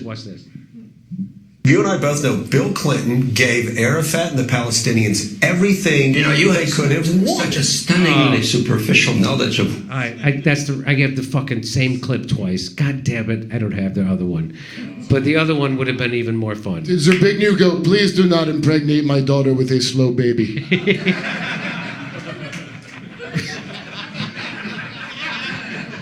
Yes, she is a spinster, but please, Joe Scarborough. I mean, he looks just like the Empire, the Emperor from Star Wars, doesn't he? Okay, wait, you got to see him in drag, though, at Bohemian Grove.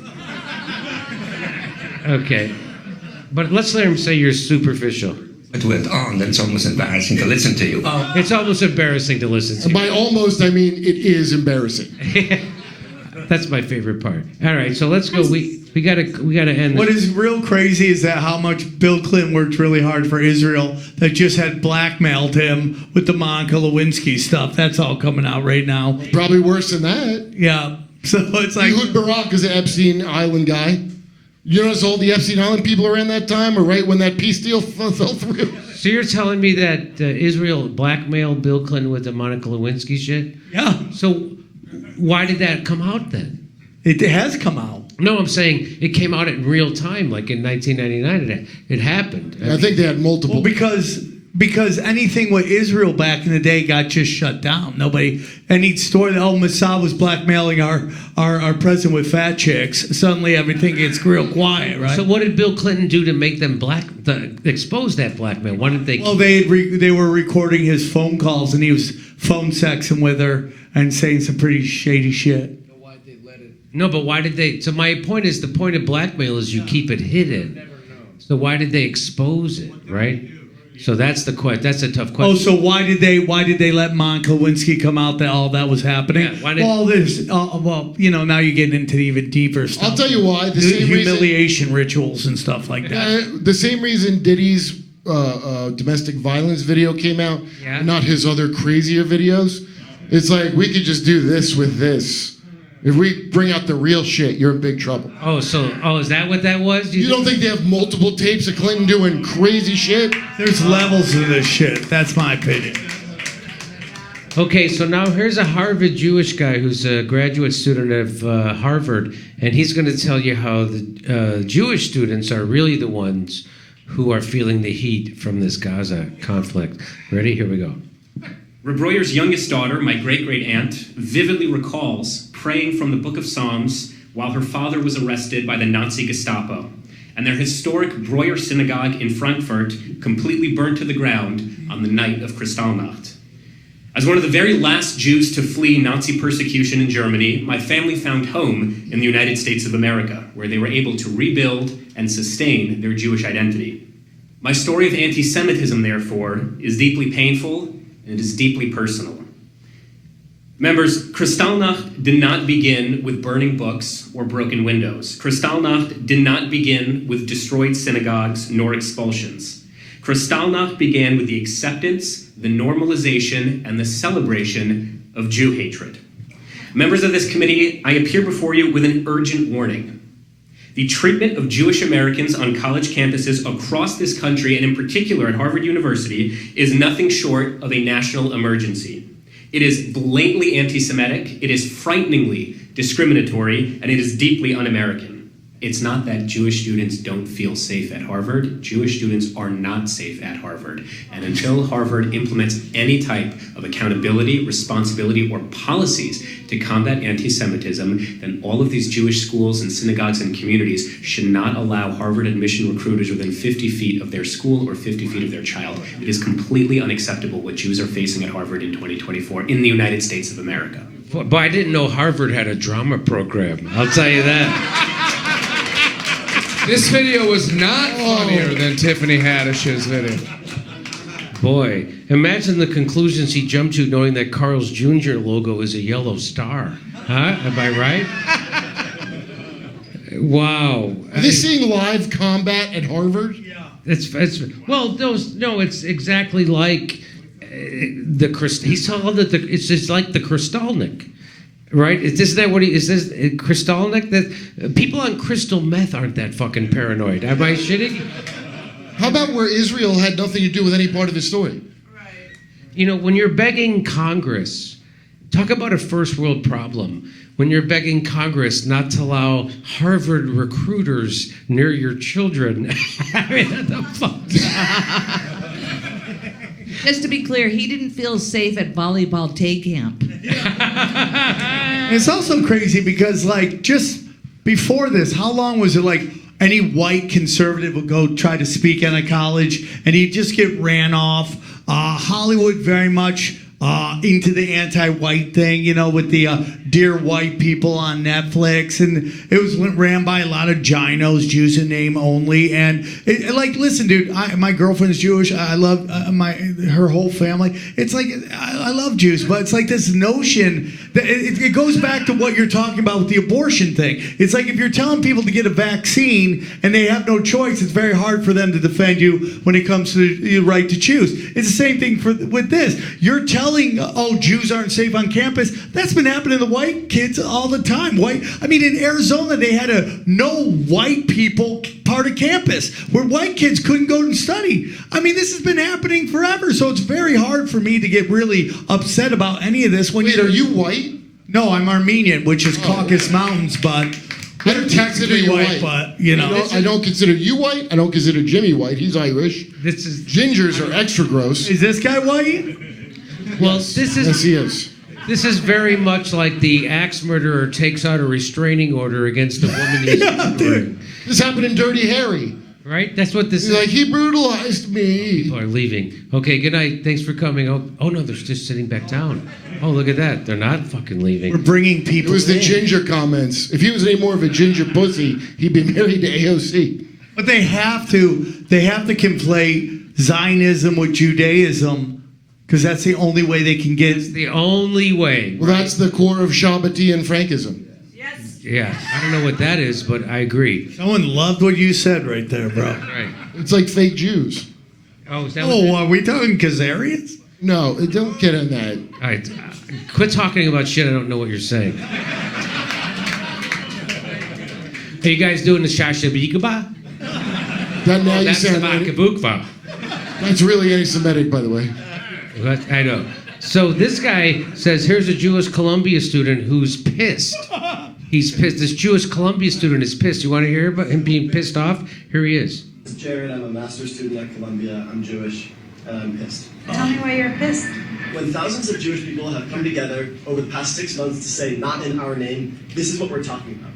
We don't want police brought onto campus to beat up people and arrest people for practicing their First Amendment rights in our name. We don't want Israel committing a genocide in Gaza in our name. The role of... Okay, I've got to be honest, for an angry Jewish kid, he looks fantastic. I got to say.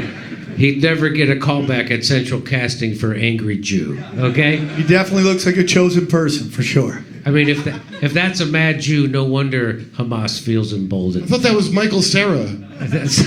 He looks like Jay Cutler, actually. My Jewish friends are more angry when I try to split up the check. That's all I'm saying. That's all I'm saying. Wait, did I just say something anti-Semitic? I mean, when I pick up the check. Okay? I'm kidding. I don't have any Jewish friends. Here we go. Anyway. Well, comedy's back, man. Comedy's back! Maybe I could get on Netflix. Maybe I could get on Netflix with this shit. Okay, he's got more to say. He's right. This guy's right, by the way. Zionist Jews, non-Zionist Jews, and Jews who just don't like genocide, which should be everybody, has been very important in pushing this movement forward. We do have data that every time there is an outburst of violence in Israel and Gaza, anti-Semitism is on the rise internationally. I'm a Jewish faculty member who has been involved from the very beginning trying to work against this narrative that any criticism of Israel is anti-Semitism, because part of the reason that some Jewish students feel unsafe is that they're hearing criticism of Israel and they think it means that it's anti-Jewish hatred. And to them, it might mean that. But I think we need to separate that. There are so many Jewish people who have no affiliation with Israel, no identification with Israel. And so people like myself who are involved more in the protests against the war on Gaza really complicate that, to say that pro-Palestinian speech is anti-Semitic. Students have a range of perspectives. I was raised to be a Zionist, to be a supporter of Israel, to believe that Israel was an important part of my identity. Other people were raised in refugee camps, watched their family members get killed by the Israeli military. So we all know what we're talking about. Divestment has overwhelming support from the students and the faculty who are willing to risk their careers, their safety, and their academic standing. We're modeling the protests off of apartheid South Africa, where universities divesting were a big part of what led to the fall of that apartheid state. The occupation and the apartheid and the genocide can no longer be funded by the US and by Columbia University. We've heard from students and from family members and from people outside that there's many Jewish students on campus who felt unsafe, who have heard anti-Semitic chants or seen phrases. Do you think that there's a disconnect, a misunderstanding, a misconception? When we talk about the safety of students on campus here We're distracting from the safety of everybody in Gaza, Jewish students and Jewish faculty at Columbia. We are trying to do our best to stand up and say, this is not about us. This is about Palestine. This is about Gaza. This is about the children sheltering in tents right now, being bombed by Israel. We do have Jewish students who, from the beginning of this conflict, who are saying they feel very unsafe on campus. That's absolutely understandable that they feel unsafe, and we want to care for them. The universities have been saying that in order to protect a particular group of Jewish students, they're going to penalize, punish, discipline, suppress most other students in their name. And that's creating nothing but division. I wish more people had gotten to see this beautiful show of solidarity of students from across Columbia, from across the world, coming together to stand up and say no more. It was one of the most incredible things I've ever witnessed. Okay, so there you go. Yes. You don't have to like college kids, by the way. When Occupy Wall Street, I didn't like the people that do this instead of clapping, but I was like, I hope Wall Street people jump out the fucking windows because there's a smelly drum circle outside their office. Okay, and that was dangerous.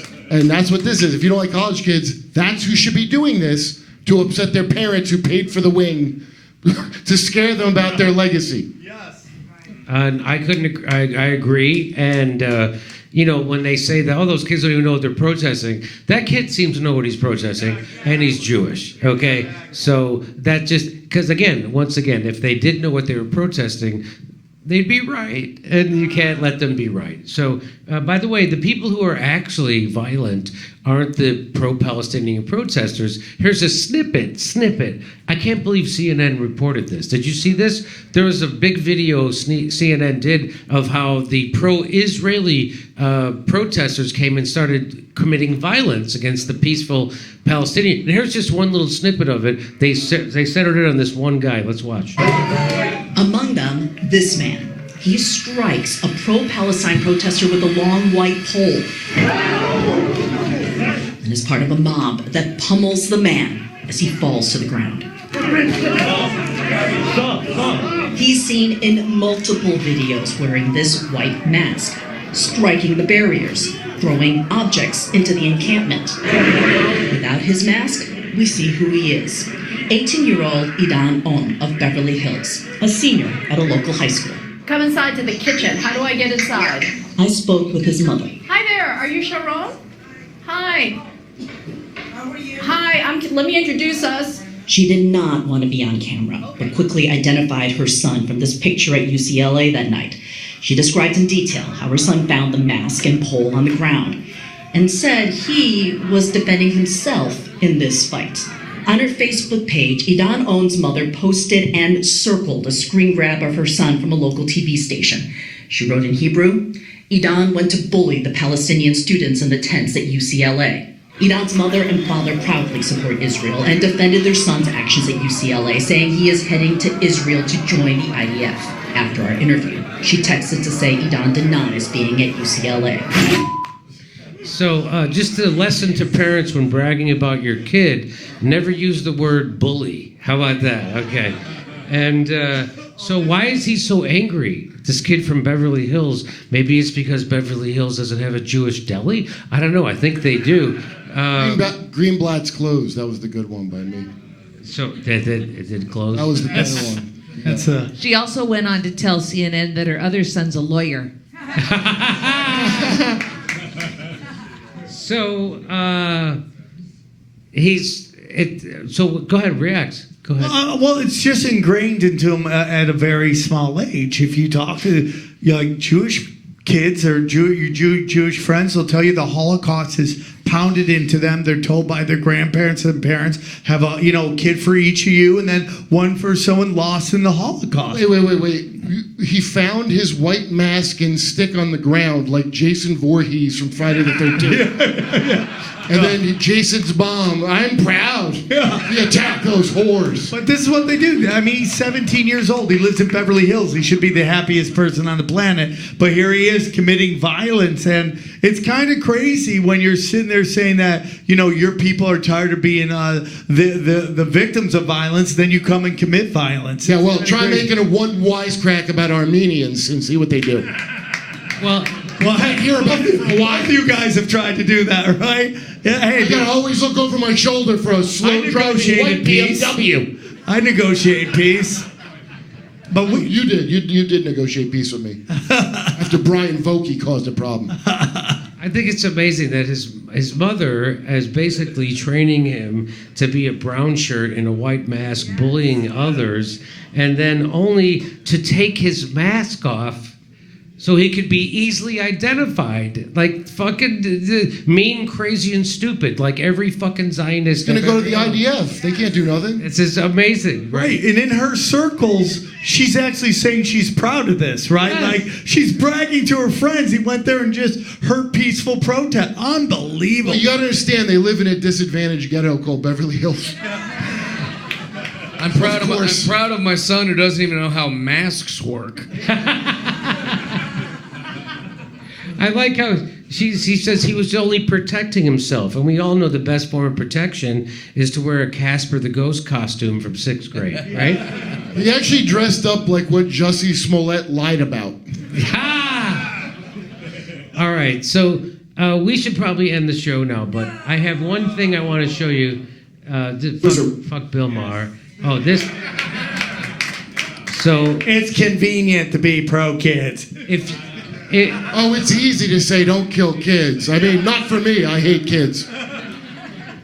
So if you thought if you were on the fence about what's happening in Gaza, here's Bibi Netanyahu before his latest assault in Gaza, describing exactly what he's doing and the Israeli army is doing and calling it terrorism. Do you want to see it? Here it is. Listen, this is kind of amazing.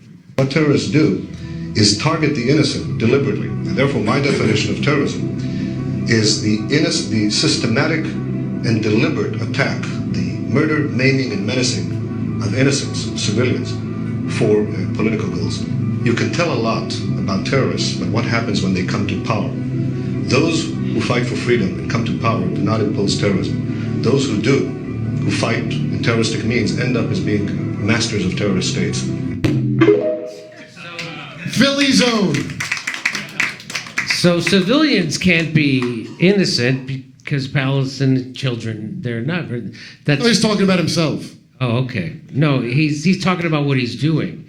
Behind every killer is a core wound. And of course, Bibi's bitter, right? He's very bitter. And if you take a look at technically the first actual terrorist attack, it was done by Israel on the British embassy. And they basically created it. Right. And when was that? Him complaining, by the way, that about what terrorists do is like Nancy Pelosi complaining that politicians shouldn't profit from their service to our nation, right? So there it is. You can't deny that so what he said, what terrorists do is exactly what they're doing. They're slaughtering innocent children and women and old people to fight terrorism and to fight Hamas. It's easy to say that, Jimmy. So and of course, if you talk to some people, they'll say, "Oh no, they're targeting. They're targeting." Yeah, they go. A 2,000-pound bomb doesn't target anybody except an entire fucking neighborhood. Okay? They're the most moral army in the world because they openly tell you the crazy shit they're doing. That they're about to do. The most moral army in the world that loves to wear women's clothing. It's like crazy to me how they look. What? Well, they look. So you don't know what they do? So when they go, they kill a bunch of women. They'll take their lingerie and they'll wear it and they'll take pictures of themselves and then they'll post it. What? You haven't seen that, Kurt? You didn't know that? No, that's that website. You act like that's crazy. Kurt's like, that's crazy. I can't believe it. No, I just haven't seen it. Yeah, no, it sounds hot. It is hot. ID down to F. So I mean, what terrorists do is target the innocent deliberately, and therefore my definition of terrorism is the systematic and deliberate attack, the murder, maiming, and menacing of innocents, civilians.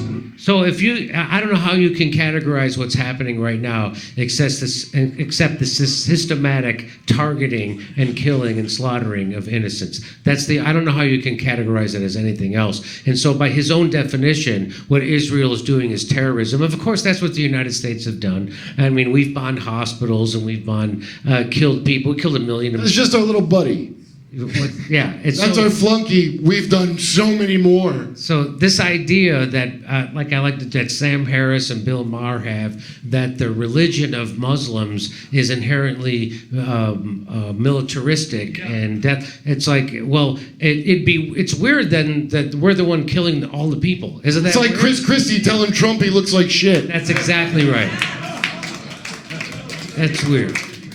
Okay, so we got to go, but I have one more video I really want to show. Should I let you want to go, Jeff? You have to? Okay. You have to go. I'll hold it for a good video. I have this one video I want to show you about Bill Gates, because... You leave him alone. Okay, let's watch. Well, vaccines are magic. They can save lives. Everybody thinks, when they hear, okay, you're going to stay locked down until there's a vaccine, and as Bill Gates said, a magical vaccine, they're thinking that, the vaccine's going to do what we've been told vaccines do, which is to give everybody who gets one lifetime immunity and no, major health problems. What are the chances they're actually going to get a vaccine like that? I would say 0. Here's what I predict. I predict you're going to be seeing Bill Gates and Tony Fauci week after week dampening expectations about the vaccine. They originally say it's a magical vaccine we're going to give to everybody, and everybody is going to get immune. And they're going to say, well, actually only 80% of people will get immune, and then they'll say 70%, and they'll say 50%, and then they'll say 20%, but it's still worth it to have 20%. And they'll try to sell us on that. All right, breaking news. Pharmaceutical giant Pfizer just announced moments ago that its coronavirus vaccine is 95% effective. Meg, we should point out that Pfizer shares are up by about 3% on this news. Obviously, more good news there. 91%. 90% efficacy rate. This is a great vaccine. Great day for humanity, great day for science, great day for the markets. Check this out, because it's got to be purchased, manufactured, and then there has to be money there for it to be purchased. And so the world needs to put up more money. The vaccine's efficacy against COVID dropped from 96% to 84%. 80% effective after just one dose. Just a single dose. A reduction of 75%. Those lines go down. Which fell below 50%.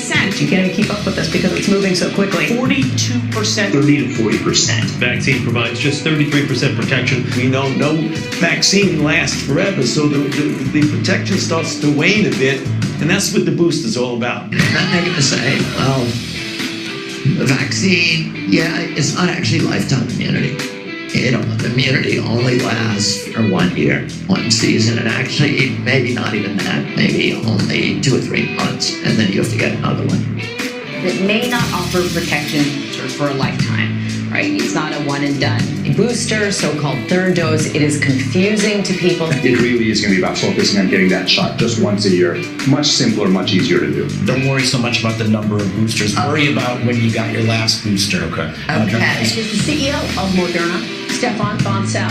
What a blowout quarter. Congratulations to you. Oh yeah, we definitely think there's going to be a conclusion. COVID is not going away. Tuesday. And that's why we're so working on combining flu and COVID, so it's easier. You are the COVID company. The new updated COVID-19 vaccine is the most... And that's my prediction. No, I could be wrong, but I would say 0. And all you have to do is look at the flu vaccine. So how did Robert F. Kennedy Jr. know that before COVID even started? He knew exactly what their bullshit line was going to be. He elucidated it, and there it is. And of course, that's exactly how it rolled out. They were always fucking lying to us, and he knew about it. And that's why it's such a tragedy that he's tanked his own fucking campaign with his Zionism, because that guy should be president, and he's not going to be president. It's so funny. There's a funny meme out there that says 100%, 85%, 75%, 55%, 30%, full-blown AIDS. That's how it ends. Remember the David Copperfield trick? He made the Statue of Liberty disappear. Yeah. And you didn't know how. And they didn't know how. His assistant told me. As Kevin Sesha said, it was funny. They go, there's no trick photography involved. And I'm pretty sure there's a trick involved. No, they paid the crowd, and then they used trick. They paid the fucking crowd. Here's the trick. They paid the crowd. And then did a camera trick. So the whole trick is telling you they're not doing a trick. That's the trick. That's the only trick in government is that trick. That's right. No, it's not that. And you go, well, they wouldn't do that. Well, they would. They did it. That is the sorcery of what they're doing right now. It's to get you not to believe your eyes, your ears, or the wisdom of your experiences. Exactly right. And here's how that video ends. Can I just show you the end of that video? It's kind of funny. Well, thank you for illuminating all of this for us today. I want to leave on a positive note, but it's like, wow, we're screwed. And that's the magic of this thing. But there's no doubt in the next 5 years, we can, we just need to mess around. That guy, by the way, I have more education than he does, in case you didn't know. I actually have a college degree. He fucking doesn't. He's not a virologist. He's not a doctor. He doesn't even have a goddamn college degree. You know what he is? He's a megalomaniacal fucking monopolist who wants to control the world. That's who this guy is. And the fact that he looks like a nerd and wears a crew neck sweater doesn't mean he's a nice guy. He's a fucking Hitler in a fucking pair of glasses. That's who he is. All right, we got to go. I really appreciate you coming out. You guys. We heard for our Kurt Metzger, Sam Tripoli, Steph Zamorano, Jeff Dye. Thank you. I hope you had fun tonight. Come back to another show. We'll see you next time.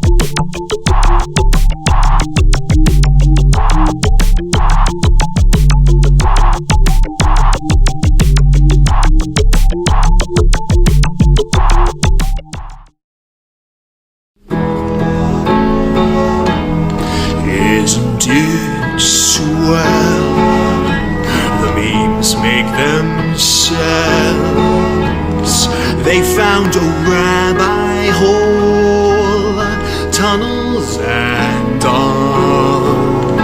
There's Jews in the walls. Isn't it bliss? The rabbinical bris soiling the mattresses. Well, let me tell you. Boy, baby, shut it down.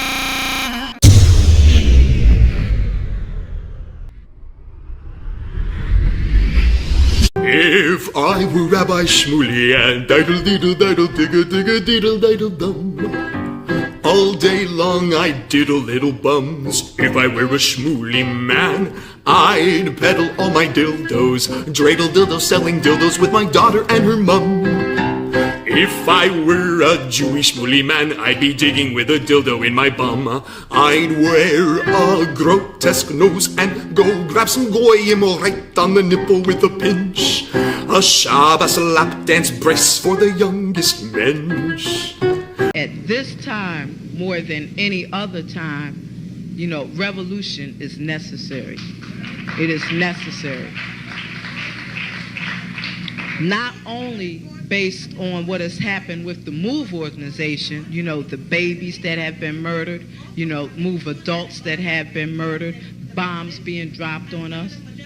But past that to what is happening with all black people, so-called minority people, you know, money poor people.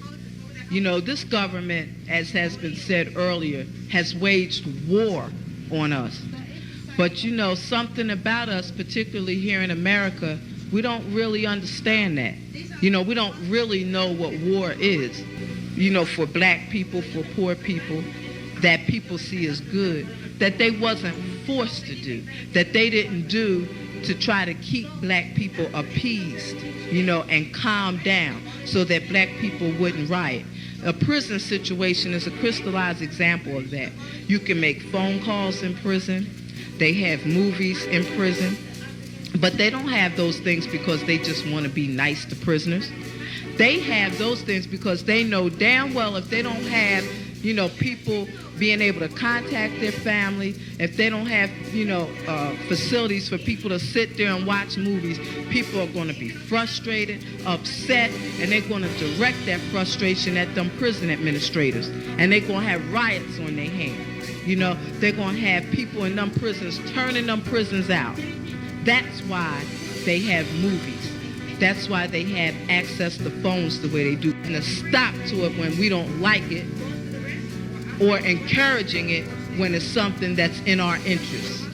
You know, we have to call the shots. The people have to take the reins of this system and start dictating, you know, what we need, what needs to be done. And, you know, taking the initiative to do it ourselves. We can't rely on this system. I mean, you know, don't people see what's happening? Every single confrontation that MOVE people have been involved in, every single issue, you know, oppression, economic issues, every single issue facing our people, you know, is something that can be dealt with very, very simply. All people got to do is make their wishes known. All people have to do is stand up and say, listen, we're not accepting that. Unity is the key. Unity is the key to revolution. Revolution ain't nothing to be afraid of. It ain't nothing to shy away from. Revolution, contrary to what officials, you know, this system and those backing the officials running the system, you know, want people to believe that revolution means violence, you know, means blood in the street. I'm saying it can get to that point, but it don't have to be violent. You know, when people come together and take a strong stand on an issue, this government don't have no choice but to listen. Where you think they get their authority from? They don't have no power, but they do have authority to do certain things. Where you think they get it from? They get it from us, from the people. You know, they get it from us accepting the things that they do to be done to stop it. Then you have some people who want to then turn around and say, yeah, well, you know, it's the best we have, and want to make excuses. The time for excuses is over. It's over. You know, every man, woman, and child has to be involved in this revolution. Not only has to be, but is, whether you want to be or not. I mean, our babies gave their lives for this revolution on May 13th. You know, men, women, and children were murdered. And not just MOVE babies, you know. What about all of the young men, women, you know, children 8, 9 years old shot down on the street by cops, you know, by drug pushers? I mean, you know, where do you think that mentality comes from? It comes from this system, from the mentality of this system of getting over, you know, making a quick buck, you know. I'm saying that's where that needs to be done to stop it. Then, you know, what I want people to really, really understand is that it's past time. It is past time for poor people, black people, you know, to realize that this system has failed you. It has failed you. You can't get nothing from it. And what people got to do is withdraw our support from it and start doing for ourselves. That's what we got to do. You know, how long are people going to sit back and beg, you know, this government to do what's right when for hundreds of years all you've gotten is a slap in the face? All you've gotten is this government kicking your ass. That's all. That's all black people have ever gotten from this government.